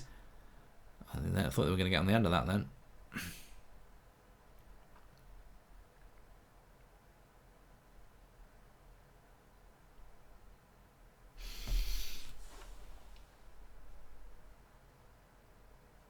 And Chanel Haynes says they have failed to produce a shot on target in the first half of a Premier League game for the first time this season. They haven't come back to win after being behind at half time for 8 years. Bloody hell. Bloody hell.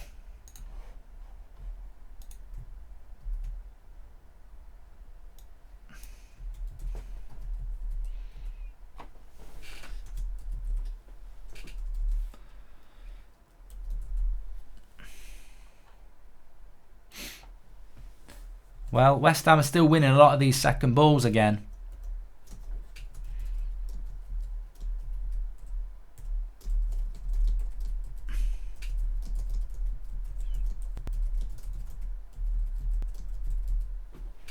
But here's Pepe. Good little run. Good tackle. Corner.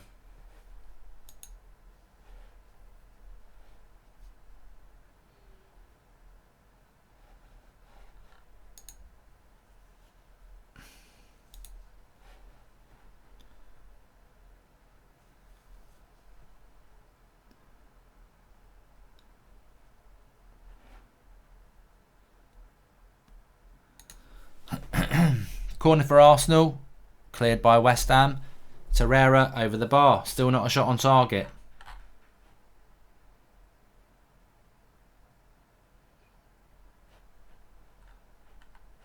Jacob says, thoughts on Russian Euro ban? I've heard about this. Is this like the 4-year ban that Russian clubs have had, Russian sport has had in general for doping? Which is interesting, isn't it? You know, very, very interesting.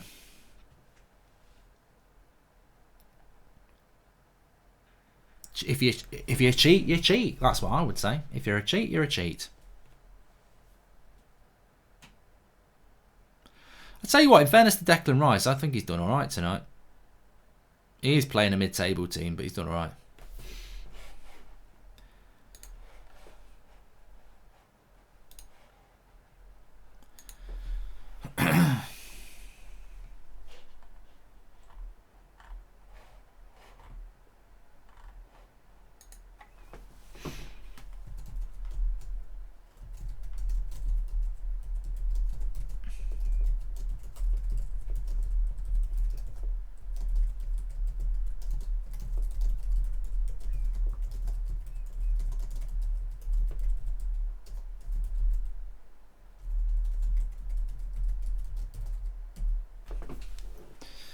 So West Ham looking comfortable at the moment. Arsenal, you'd expect a little bit more urgency. I mean, this is the problem that they face, isn't it? I think even United, when we've been going down to sides, you do see that impetus of fighting back. That's a terrible ball out the back from there, and Snodgrass, could have gone in. It's a corner.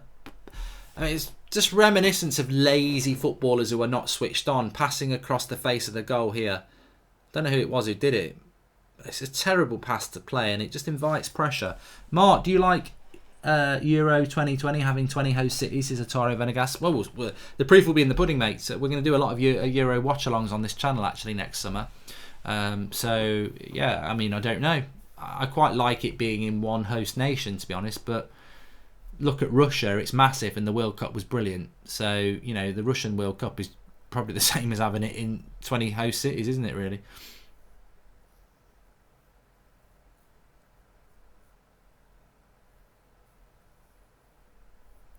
Mike Dean's a prat, isn't he?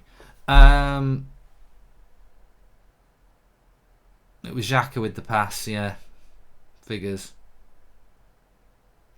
Keegan Hooper says, "Would you take Aubameyang at Manchester United?" Yeah, I'm not gonna deny the fact that he's a very good player.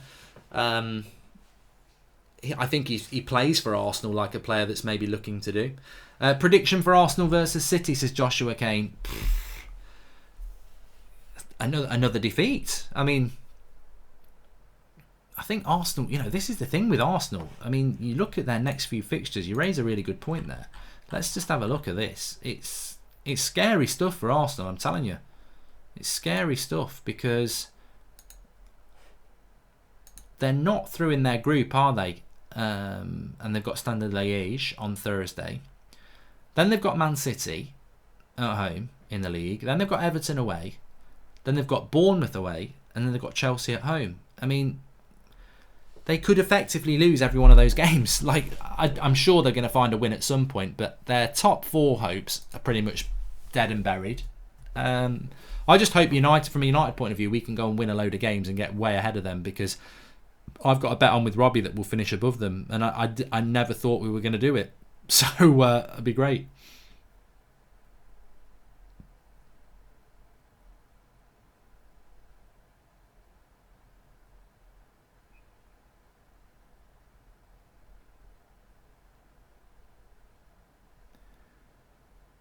Lewis Frodstrom wants a shout out. Snodgrass. Second goal will kill this game. Declan Rice, good shot, and it's straight at the keeper, unfortunately. But West Ham looking more likely to score. It's another shot on target, of which Arsenal haven't actually had one yet.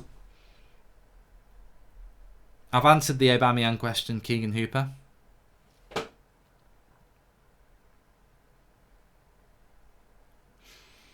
But I think West Ham get the second goal and this game's done. And they'll kick themselves if they don't, because they've been so in charge of this game for about, well, for most of the game. They've been the ones on top, and you know, Mark Noble's running that midfield with Declan Rice, and I think that's embarrassing for Arsenal.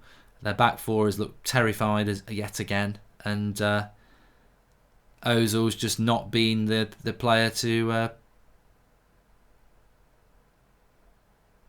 Although they've got a bit of space here with Aubameyang. He's gone too wide there.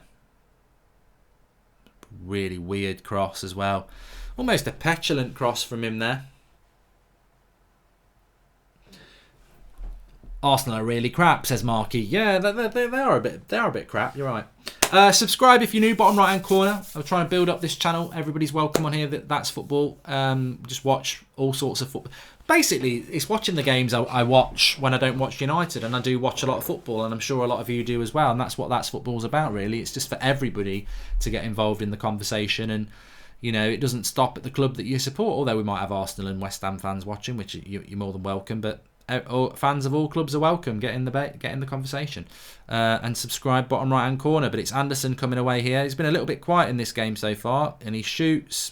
Wasn't a particularly good shot.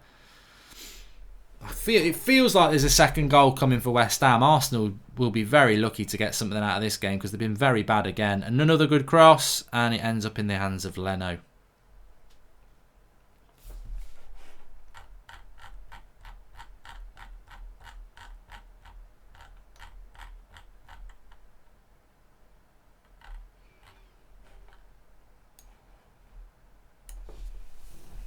Do you do watch-alongs for other leagues, says Theo Paul? I do want to. I was going to do the El Clasico, which is a week on Wednesday, but United are playing Colchester in the Carabao Cup, so I'll be doing that on the United stand. Do Arsenal stand a chance against City's defence, says Prakash Tangve? If I was Arsenal, I would approach that Man City game the same way that United approached it. Soak up the pressure and hit them on the break. But the problem is, Arsenal don't have a defence to soak up pressure. You know, we've got Wan-Bissaka, Harry Maguire, David De Gea. Lindelof's playing really well at the moment. And Shaw and Young can come in and do a job. Arsenal's defence is not going to be able... This should be a goal. It is a goal. Well, it's Martinelli. He ain't going to miss from there. And I think West Ham there have really let Arsenal off the hook. It's a good goal from Arsenal. It's an easy goal for Martinelli. But Ljungberg's up now. But West Ham will be kicking themselves for letting them back into the game. It's a well-worked goal by Arsenal. They exploit the spaces. It's a nice ball into the left-hand side. The marking's really bad. No one's marking Martinelli. I think Declan Rice, actually, I retract what I'd said about him. He's got to track that run there. He's in a triangle of West Ham players, totally unmarked for the cutback, and it's Kolasinac with the cutback. Rice has got to go with the runner, or one of the centre-backs has got to come forward because it's just a tap-in. Mr. A says, Mark, what are your thoughts on the AFTV out graffiti in London? AFTC seems to be getting a lot of heat lately. Well, to be honest, it's probably Talk Sport and Alan Brazil and everyone going around spraying it because the mainstream media has got a problem with fan content at the moment. If Solskjaer goes to Arsenal, they will be Ole Gunners, says Jenks1102. Well, maybe Arsenal are going to produce something today that none of us expected them to do. And I would be saying as an Arsenal fan that, you know, unless they go and blitz West Ham in these last half an hour, they've been very, very bad again today. But football's a funny old game, isn't it? And it's never over till it's over. And fair play, it was a good goal by Arsenal. But I would say defensively from West Ham, I'd be disappointed. And they're getting a bit stretched now. It's Maitland-Niles up against Declan Rice. Gets away. Good tackle by Declan Rice there, actually. Good recovery tackle. And the game's now going to get stretched. I think Arsenal will be encouraged by this.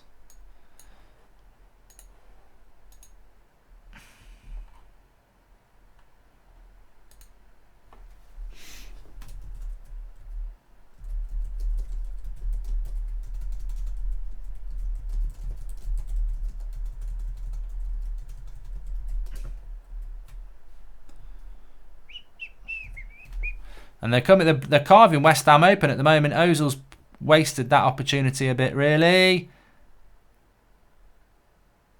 Ooh, I tell you what, I thought he was going to get a shot off there. I think Ozil should have got a shot off. It was very, indecisive from Ozil when he should have get a shot off. But Arsenal have suddenly woken up. They've got a bit of confidence now from that goal.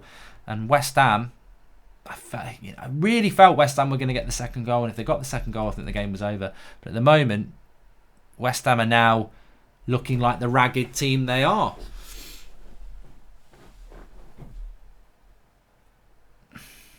Can they get a foothold back in the game?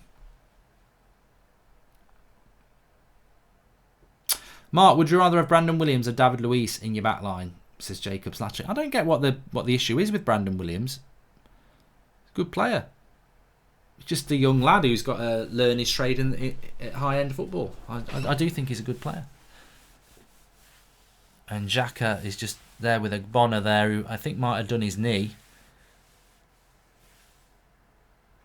Oh no, he's all right. What was the name of that centre-back that United were looking at? Wasn't a Bonner. He was from West Ham though, wasn't he? I forget what his name is. He's not playing at the moment, is he?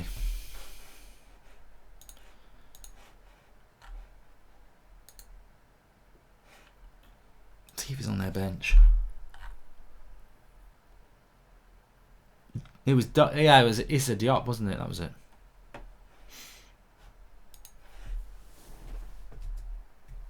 Yeah, Diop.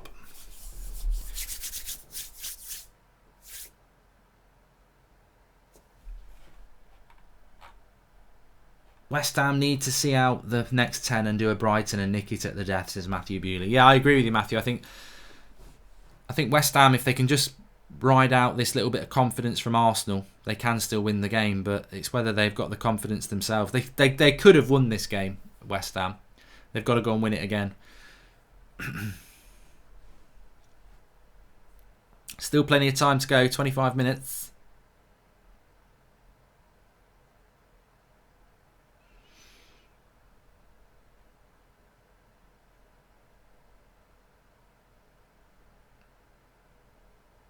Arsenal.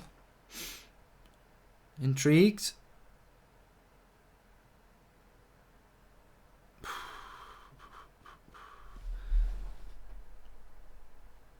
Mark, what do you think about Sol Niguez on the top of United's list for January, says Madi Mohammed. No chance. Those sort of rumours always worry me. It doesn't matter what club you support, but when you get linked with players that are impossible, you think, is that coming from the club to make us get excited when nothing's actually going to happen? United won't be getting Sol Niguez ever, let alone in January. I just can't see it. He's got some ridiculous buyout clause as well.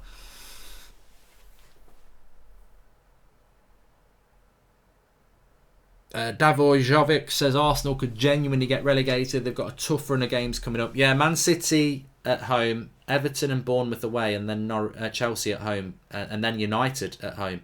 What a goal! What a goal by Pepe. Is it Peplin? It's Maitland-Niles. It's Pepe.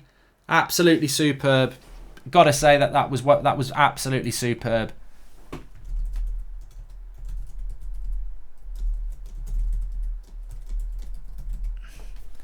That's what he's got in his locker. This is why I've always said that Pepe's not a flop, because I know what Pepe was capable of at Lille, and I've watched him play for Arsenal a lot, and I think it's just never really, gone for him. But here, he does exactly what he does. Stands his person up and whips a crossing. It's poor defensively from the left-back that's come on.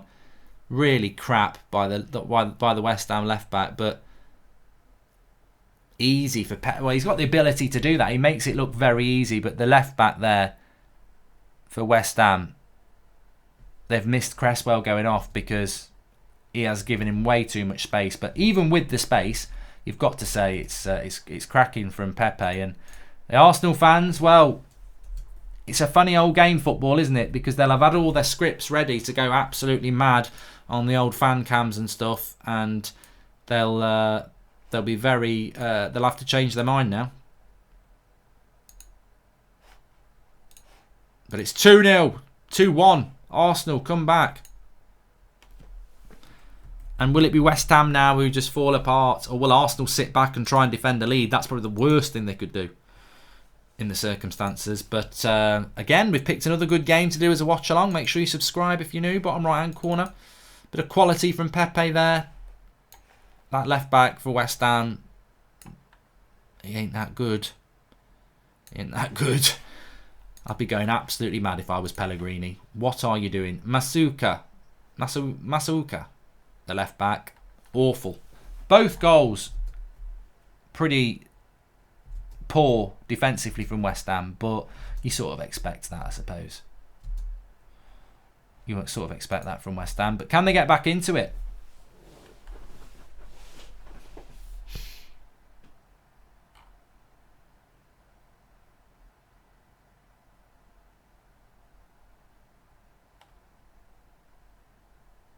Flex47 says Arsenal will be celebrating like they've just won the Champions League. To be fair to Arsenal, if they come back and get a win from this, I've got to applaud them for it, because I don't think anybody could see it coming. Up until that goal from Martinelli, West Ham looked like they were going to get the next goal. But football's funny, isn't it? West Ham have only got themselves to blame. Cresswell's gone off. Pepe's got the measure of that new left back, and he's shown it with the second goal. But Declan Rice has got to go with Martinelli on the first one. It's just poor defensively from West Ham, and I think they've been good going forward, but defensively not so good. And now Arsenal are just getting lots and lots of opportunities, and it's 3-1. It's Aubameyang. West Ham are looking for an offside, but just defensively awful from West Ham. Defensively awful, and I don't even think it's to do with Arsenal coming out in the second, and I think even an Arsenal fan would say this. Arsenal haven't come out the second half and played like a freight train. They've just exploited a really bad defensive performance from West Ham. I don't think there's going to be a shout for offside here. No, he's not offside because there's a player behind him. 3-1. West Ham will have the best stadium in the Championship next season, that is for sure, says Jordan Such. And we're changing the score a lot here, and I think Arsenal are going to get 3 very valuable points. And from a position where it looked like they were going to lose, they're now in a position where they look like they're going to win. And more importantly, their league position will be very, very, very, very, very much improved. And I suspect West Ham now, heads will drop, Arsenal's will rise, and they might go and win it like 4 or 5-1 now. Felipe Anderson's come off. Poor game from Felipe Anderson, actually. Poor game.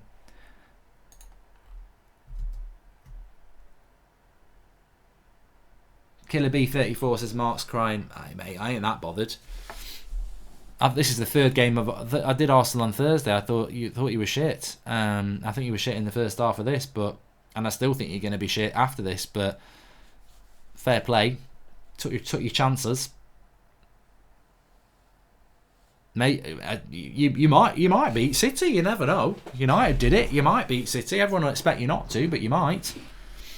Terrible defending from West Ham, though, says Fawaz. Hold the L, Mark, says Liam Geraghty. What? Grow up. Like, hold the L. I don't support Arsenal. I'm just watching a game on a watch-along. It's not called the I hope Arsenal lose stream. It's just, we're just watching a game of football. Hold the L. It's got nothing to do with me. Some weird little twats out there, aren't there?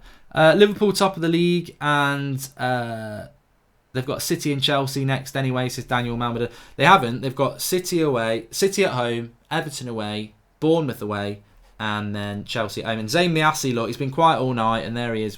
He's back in the live comments. I think Pellegrini probably does need sacking, doesn't he?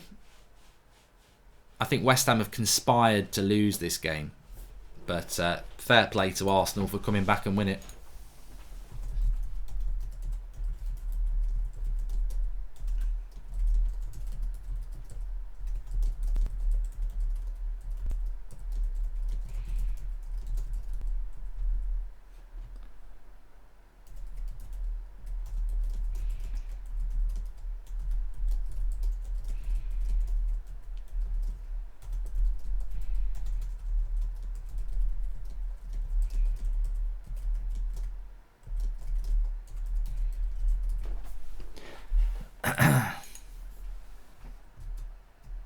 And you are gonna struggle.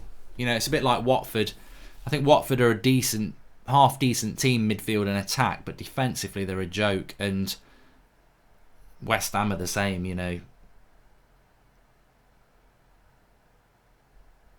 It's not 3-2, by the way. So just ignore fake scores. I keep telling people this.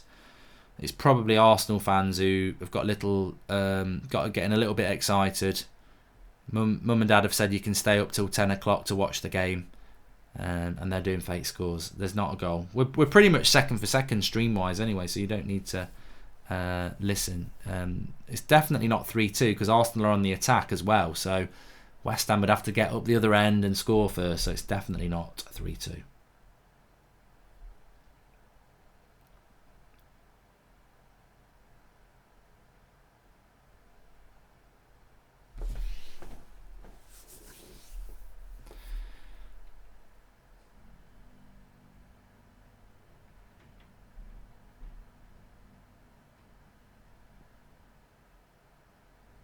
United did lose to this team, and I tell you what, I can see similarities between that West Ham performance and beating us and today, and I think the difference is West Ham went and got that second goal against us, didn't they? They beat us 2-0, I think.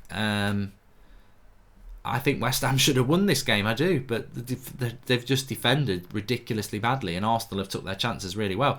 Because let's not forget, I think Martinelli's goal was the first shot on goal for Arsenal. The first shot on target, and then I I think they've scored with all 3 chances on goal. Let's have a quick check on that. I think every shot on goal.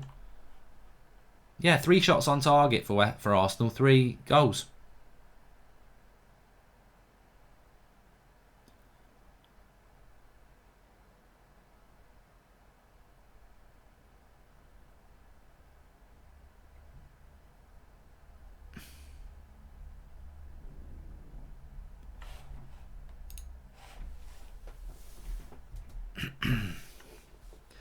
Adrian says you're fuming, Mark. I'm not. I love how people read people. There might be a VAR here. No, it's his body.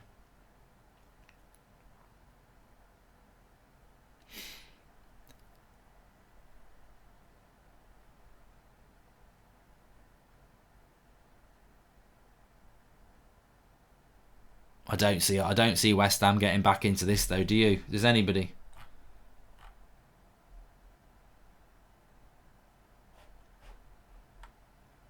And Jamus says, I bought my dad a 5 Cantonars United Stand jumper for Christmas. It's great quality. Cheers, pal. I wear mine all the time. You know, I don't like to. I know a lot of YouTubers do these T-shirts and stuff, and they're shit quality, and I've never wanted to do that. So the ones that we have started doing this last few months, I wear a lot of them myself. So they are good quality, and I really do like the 5 Cantonars one. Make sure you subscribe to the channel if you're new. I'm thinking about doing a watch along tomorrow. I'm thinking about doing the Chelsea game, potentially the Liverpool game. We'll just have to see how it goes. But you can join me for those tomorrow. If I do them, just keep an eye out. Bottom right hand corner to subscribe.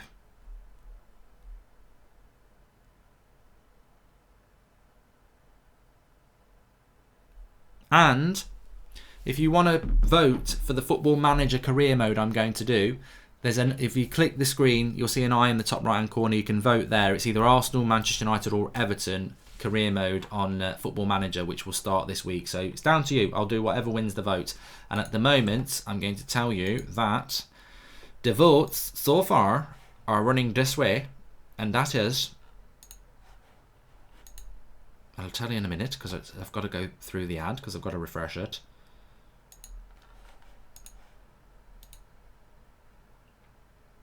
It's close. 42% for Arsenal, 41% for Manchester United, and poor old Everton, 16%. I think Pepe wants a penalty here, but Mike Dean might be relying on VAR, because West Ham have played on. Heads have dropped for West Ham, and looking at the league table, it might be Pellegrini getting the next manager's role taken off him. Let's have a look at the league table as it stands. West Ham would be in 16th place, only 1 point off the bottom 3, and their next few fixtures for West Ham away to Southampton. If they lose that, they will be in the bottom 3, because Southampton are a point behind them. Then they've got Palace away, Leicester at home. And looking good for old West Ham. And I think West Ham were playing Liverpool, because they've not got a game until... They play on Saturday, and they don't play till Boxing Day, because they obviously were playing Liverpool, who were away for the World Club Championships, aren't they? So, Yosef says, what do you think about Liverpool being 22 points ahead of Manchester United? I think it's a bloody disgrace, mate. To be honest with you, I think it's a bloody disgrace. So Spurs will go... Arsenal will go up to 8th with this win. Level with Sheffield United, who had another fantastic result yesterday, didn't they? Cracking result for them. Again, the consistency that they're showing is ridiculous, isn't it?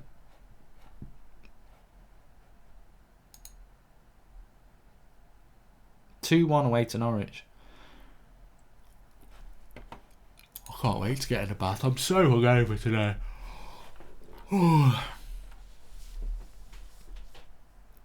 John Wayne 1 says Arsenal versus Man City predictions. I can't see how Arsenal win that game. But a lot of people would have said I can't see how United beat Arsenal, how United beat City, and we did it at the Etihad. Arsenal will be the home team for that. So Arsenal will have to learn how to defend against Man City, because Man City will... I mean, Raheem Sterling's a brilliant player, and Wan-Bissaka basically kept him out of the game.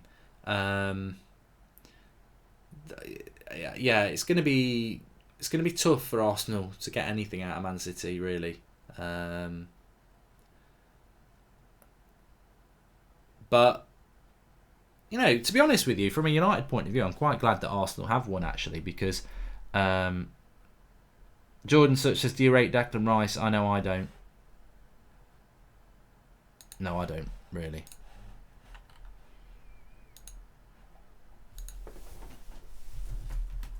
But yeah, I think Arsenal winning from a United point of view isn't a bad thing.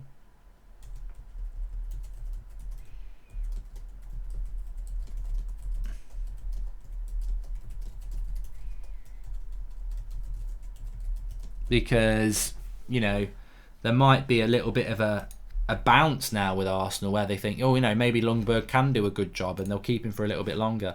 Thanks for the contribution. Zane Miassi is very, very happy, of course, Arsenal. Freddie at the wheel, I think. Give him a 3-year contract. But if I was an Arsenal fan, I'd still be very worried. But as a United fan, I'm quite happy that they think that it's a good thing, because I think that what's changed in this game? Do people think Arsenal have won this game because they've played well in the second half, or do you think Arsenal have won this game because West Ham can't defend? I think the Cresswell tackle that some might have said was a red card anyway, when he went off injured after that, I think that that's where it started to go wrong for West Ham. And I think defensively on every goal, it's crap. Declan Rice should have tracked the run of Martinelli. The second goal is the left back, and the third goal is the left back, isn't it? So I think Arsenal totally do deserve to win, because they're 3-1 up, they do. But I don't think a lot of it's to do with Arsenal coming out second half and being the better team. In fact, for the first 15 minutes of the second half, it looked like West Ham were going to go and get the second goal. So I wouldn't say Arsenal have been lucky, but I don't think Arsenal have changed that much from the game against Brighton. So it's going to be interesting what Arsenal do over the next few games, because I think I can't see Man City not getting something against them. But a positive result can be a positive thing, and you know, maybe Arsenal will take a lot of confidence from this, but we'll see. But Arsenal have been very clinical. Ottens is right. 3 shots on target, 3 goals. Diop's on the bench. Doina. That Musak, is it Musak? Oh, what was his name? I forget what his name was. Who came on for West Ham at left back? Absolute atrocious player. Really poor. Masuka, that was it.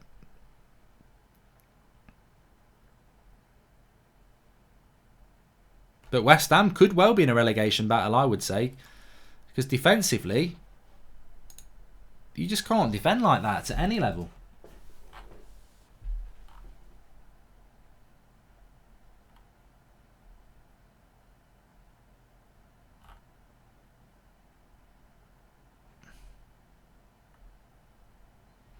Anush says Arsenal can enjoy this victory, but there are 2 disadvantages for them. 1, Freddie will be in charge for some time now.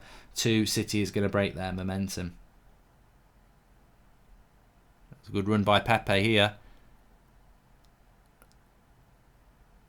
He's lost it.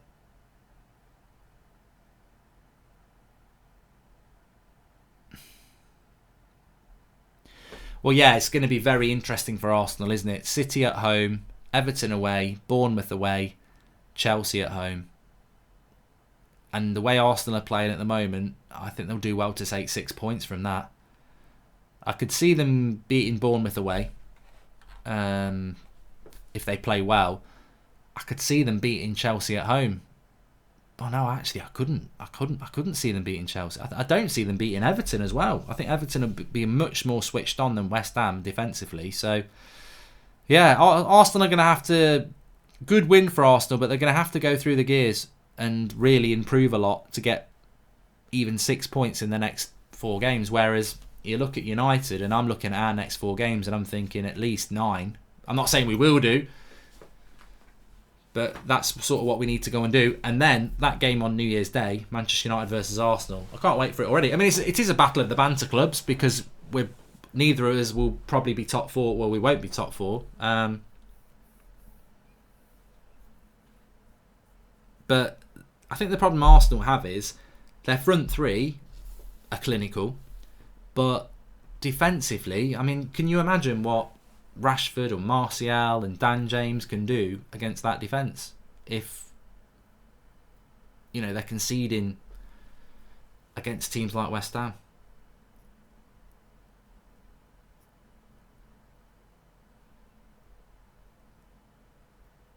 West Ham are bottlers.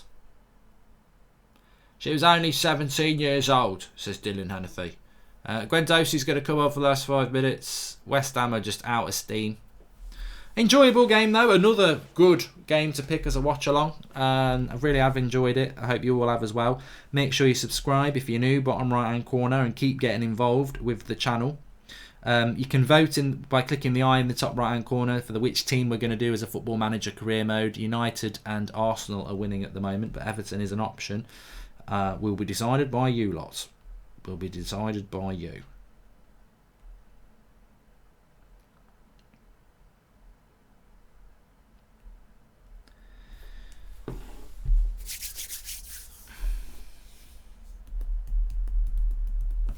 Obama who? Obama what? Obama blood clot, says Zain Miasi.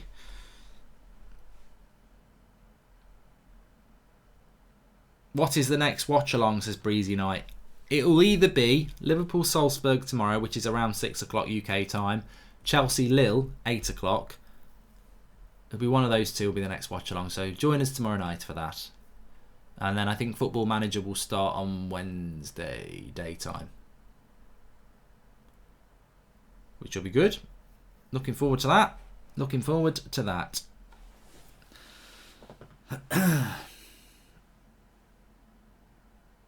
I don't know about you, like, I do like the Christmas period. I mean, I like Christmas, but I do like Christmas football because there's so much of it.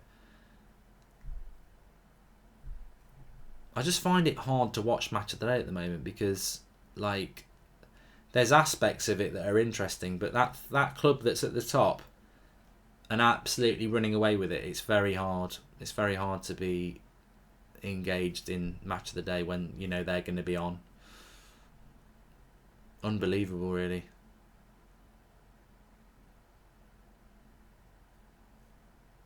Unbelievable. I mean, look, you know, can Liverpool be the best Premier League side ever? And I think that is a very, you know, it is. I mean, you know, Arsenal winning this game, their biggest claim to fame is a Premier League trophy wrapped in a Yorkie wrapper. They drew 12 games to become the Invincibles. They're not, for me, Arsenal in the equation to having the best Premier League side. They're not. I don't even think that's the best ever Premier League winning Arsenal side. But for me, the best Premier League winning sides, conversation-wise, are a Mourinho Chelsea side. He can be in it. 08 United side with Ronaldo and Rooney and Tevez. The 99 United side, because it was the treble winning side. And potentially you could chuck a Man City team in there. I did like the Arsenal 98 side because, you know, that was the golden era for the Premier League. But look at what Liverpool are doing. I think they've played 16 games, they've won 15 and draw 1. I mean, if they were to replicate that in the second half of the season, then they would have to go down as the best ever Premier League winning side, which is ridiculous because they've never won it. It's going to be their first title in 30 years. But they could do the lot. They could win the title. They could wrap it up in the first, you know, they could have it wrapped up by February. You know, statistically, points-wise, they could have it wrapped up by February, which has never been done. They could win, they could take the invincible crown off Arsenal. And they could also say, well, factually, statistically, you know, we've not lost all season. We've won nearly every single game. We're the best Premier League side ever.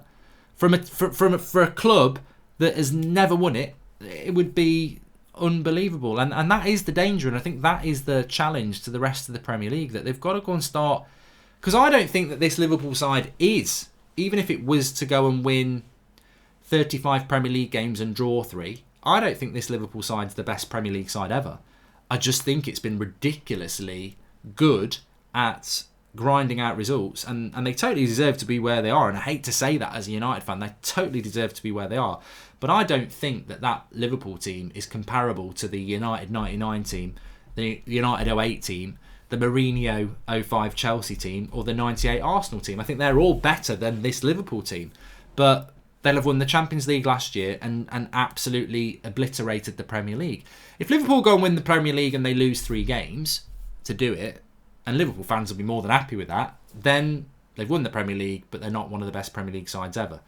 But if they go and win it without losing a game and nearly winning every single game, then you've got to, there's a very strong argument that they are the best Premier League side ever, which they don't feel like they are, but they're absolutely dominating it. And we can't even use the excuse that this is the worst Premier League ever. It's just too easy for them. Man City are decent. Chelsea are decent. Leicester are decent. There's been some decent teams out there, but Liverpool have, just been relentless. And at the time of doing this, they've won every game apart from one, and it's nearly Christmas. And they don't look like they're going to drop any points. I mean, you just look at Liverpool's next few fixtures, and I know they're off to do the old World Club tournament, the World thing, and they didn't buy any players. They didn't buy any players in the summer either. I mean, I predicted they were going to win the league, but I would never have predicted that they're going to do it in the way that they are, which is nearly winning every single game. Home to Watford next Saturday, easy win. Then they're not playing again until Boxing Day, where they're playing Leicester, which could be quite tough. Then they've got Wolves at home 3 days after that. Then Sheffield United at home, then Spurs away, which would be a cracking game, and then United. So, to be honest, I think if Liverpool are going to be invincibles and Liverpool are going to break records and put their hands up to be the best Premier League side ever, they're probably going to have a pretty good shout of doing it once they come out at the end of January, because they've got Wolves away in January, United at home in January, Spurs away in January, Everton in the Cup, that's irrelevant, Sheffield United at home could cause them problems, Leicester away, Wolves at home.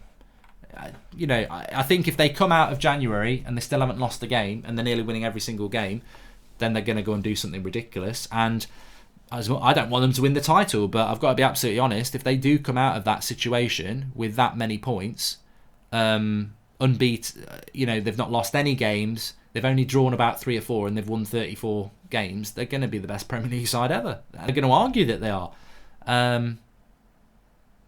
And statistically, they probably will be. It's amazing, isn't it? Don't win a title for 30 years and then go and smash all records to win it. Liverpool fans just absolutely can't believe it. But January's going to be key. They've got to go to Mourinho's Spurs, United at Anfield. They'll be favourites for that, but you just never know. If United did what they did at the Etihad, you never know. And if United go and have a good run of fixtures, you never know. Wolves away could be tough. Leicester away could be tough. It's going to be interesting. And also, will Liverpool start to suffer with a bit of fatigue? They didn't buy anybody in the summer. Second half of the season, I don't think they're going to suffer from pressure because their gap at the top is so big. But if Leicester were to win their game, it is interesting, but it's concerning as well. I think Arsenal fans will be worried about their invincible Yorkie Rapper trophy. United fans are going to be worrying about, if they go unbeaten and win all these games, are they going to say that they're better? Winning the title's hard enough for United fans to swallow, but them saying we're the best Premier League side ever, that would be even harder to swallow. So it's not only Liverpool winning a title, which I think is inevitable, it's about the records they're going to set winning that title, and will they be able to say we're invincibles and we're the best team that's ever been? It's going to be very interesting, isn't it? And do they have a right to do that? We're still not halfway through the season yet, so it's easy to sit here and say I don't think they are the best Premier League side ever. But if they get to May and they've done all these things that I've just said there, then we may well be having to say that. I don't know. We'll see. Aubameyang. Oh, I thought he was going to score another one there. Good block. Should have been 4-1.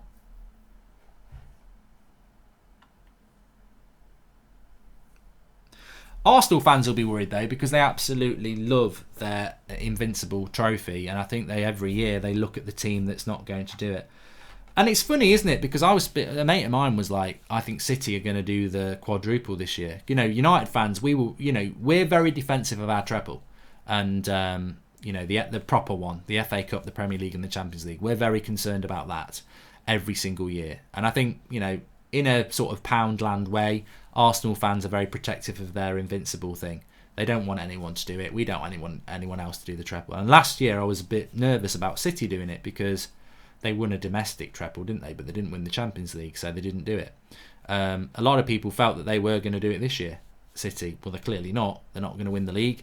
I've not even mentioned that. Liverpool could win the treble as well. They could win the FA Cup, the Champions League, and the Premier League. I mean, if they did that as well, God, that would be, that would be horrible. Absolutely horrible. So someone's got to knock them out of the FA Cup as well.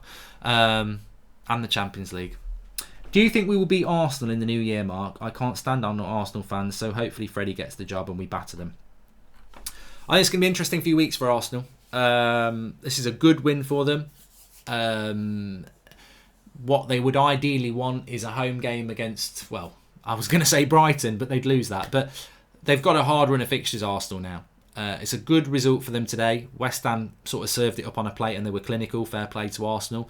But Man City at home, Everton away, Bournemouth away, and Chelsea away, and then Chelsea at home, and then Manchester United at home. 5 Premier League games. I'll be surprised if they take from 15. I'll be surprised if they took 6. So, and that's not a good return, is it? So Arsenal are going to have to go through the gears, but I think Arsenal are a threat if they create chances, but they're so bad at the back, and their midfield's not that good either. Jason Watkins says, Mark, love you in the channel. Should United buy Rice? No, Jason. I think he's very average, to be fair. But thanks everyone who's tuned in. Make sure that you do subscribe if you're new. Bottom right hand corner. We will have a Champions League watch along for you tomorrow night. I just don't know which one it's going to be. Liverpool, Salzburg, or Chelsea versus Lille. I quite like to do the Salzburg game because I quite like to watch Erling Haaland, and there is an outside chance that Liverpool could lose and go out. So I wouldn't mind doing that. I mean, Liverpool won't lose, but I think it'd be quite interesting to do that. But I'll decide on that tomorrow. So just keep your eye out, and let me just tell you as well, the team that we will be doing our Football Manager for by democracy, because it's been voted for by you, is going to be. If they go 49 games unbeaten, they play Arsenal to take their crown, says Etisham Ul-Hassan. Manchester United have stolen it at the end. It's 43% voted for Manchester United and 41% voted for Arsenal for our Football Manager career. I tell you what, I'll keep it open in case people do want to still vote. You can still vote by clicking the eye in the top right hand corner, but it's looking like it's going to be United. That's the final whistle in this game as well. It's a win for Arsenal. Freddie's happy. Arsenal fans are happy. And another good watch along. Thoroughly enjoyed it. Thanks everyone for spending it with us. I'll speak to you all again very, very soon. Have a good rest of your evening. And well done to Arsenal. They did deserve it. West Ham, you need to sort your defence out. Speak to you soon.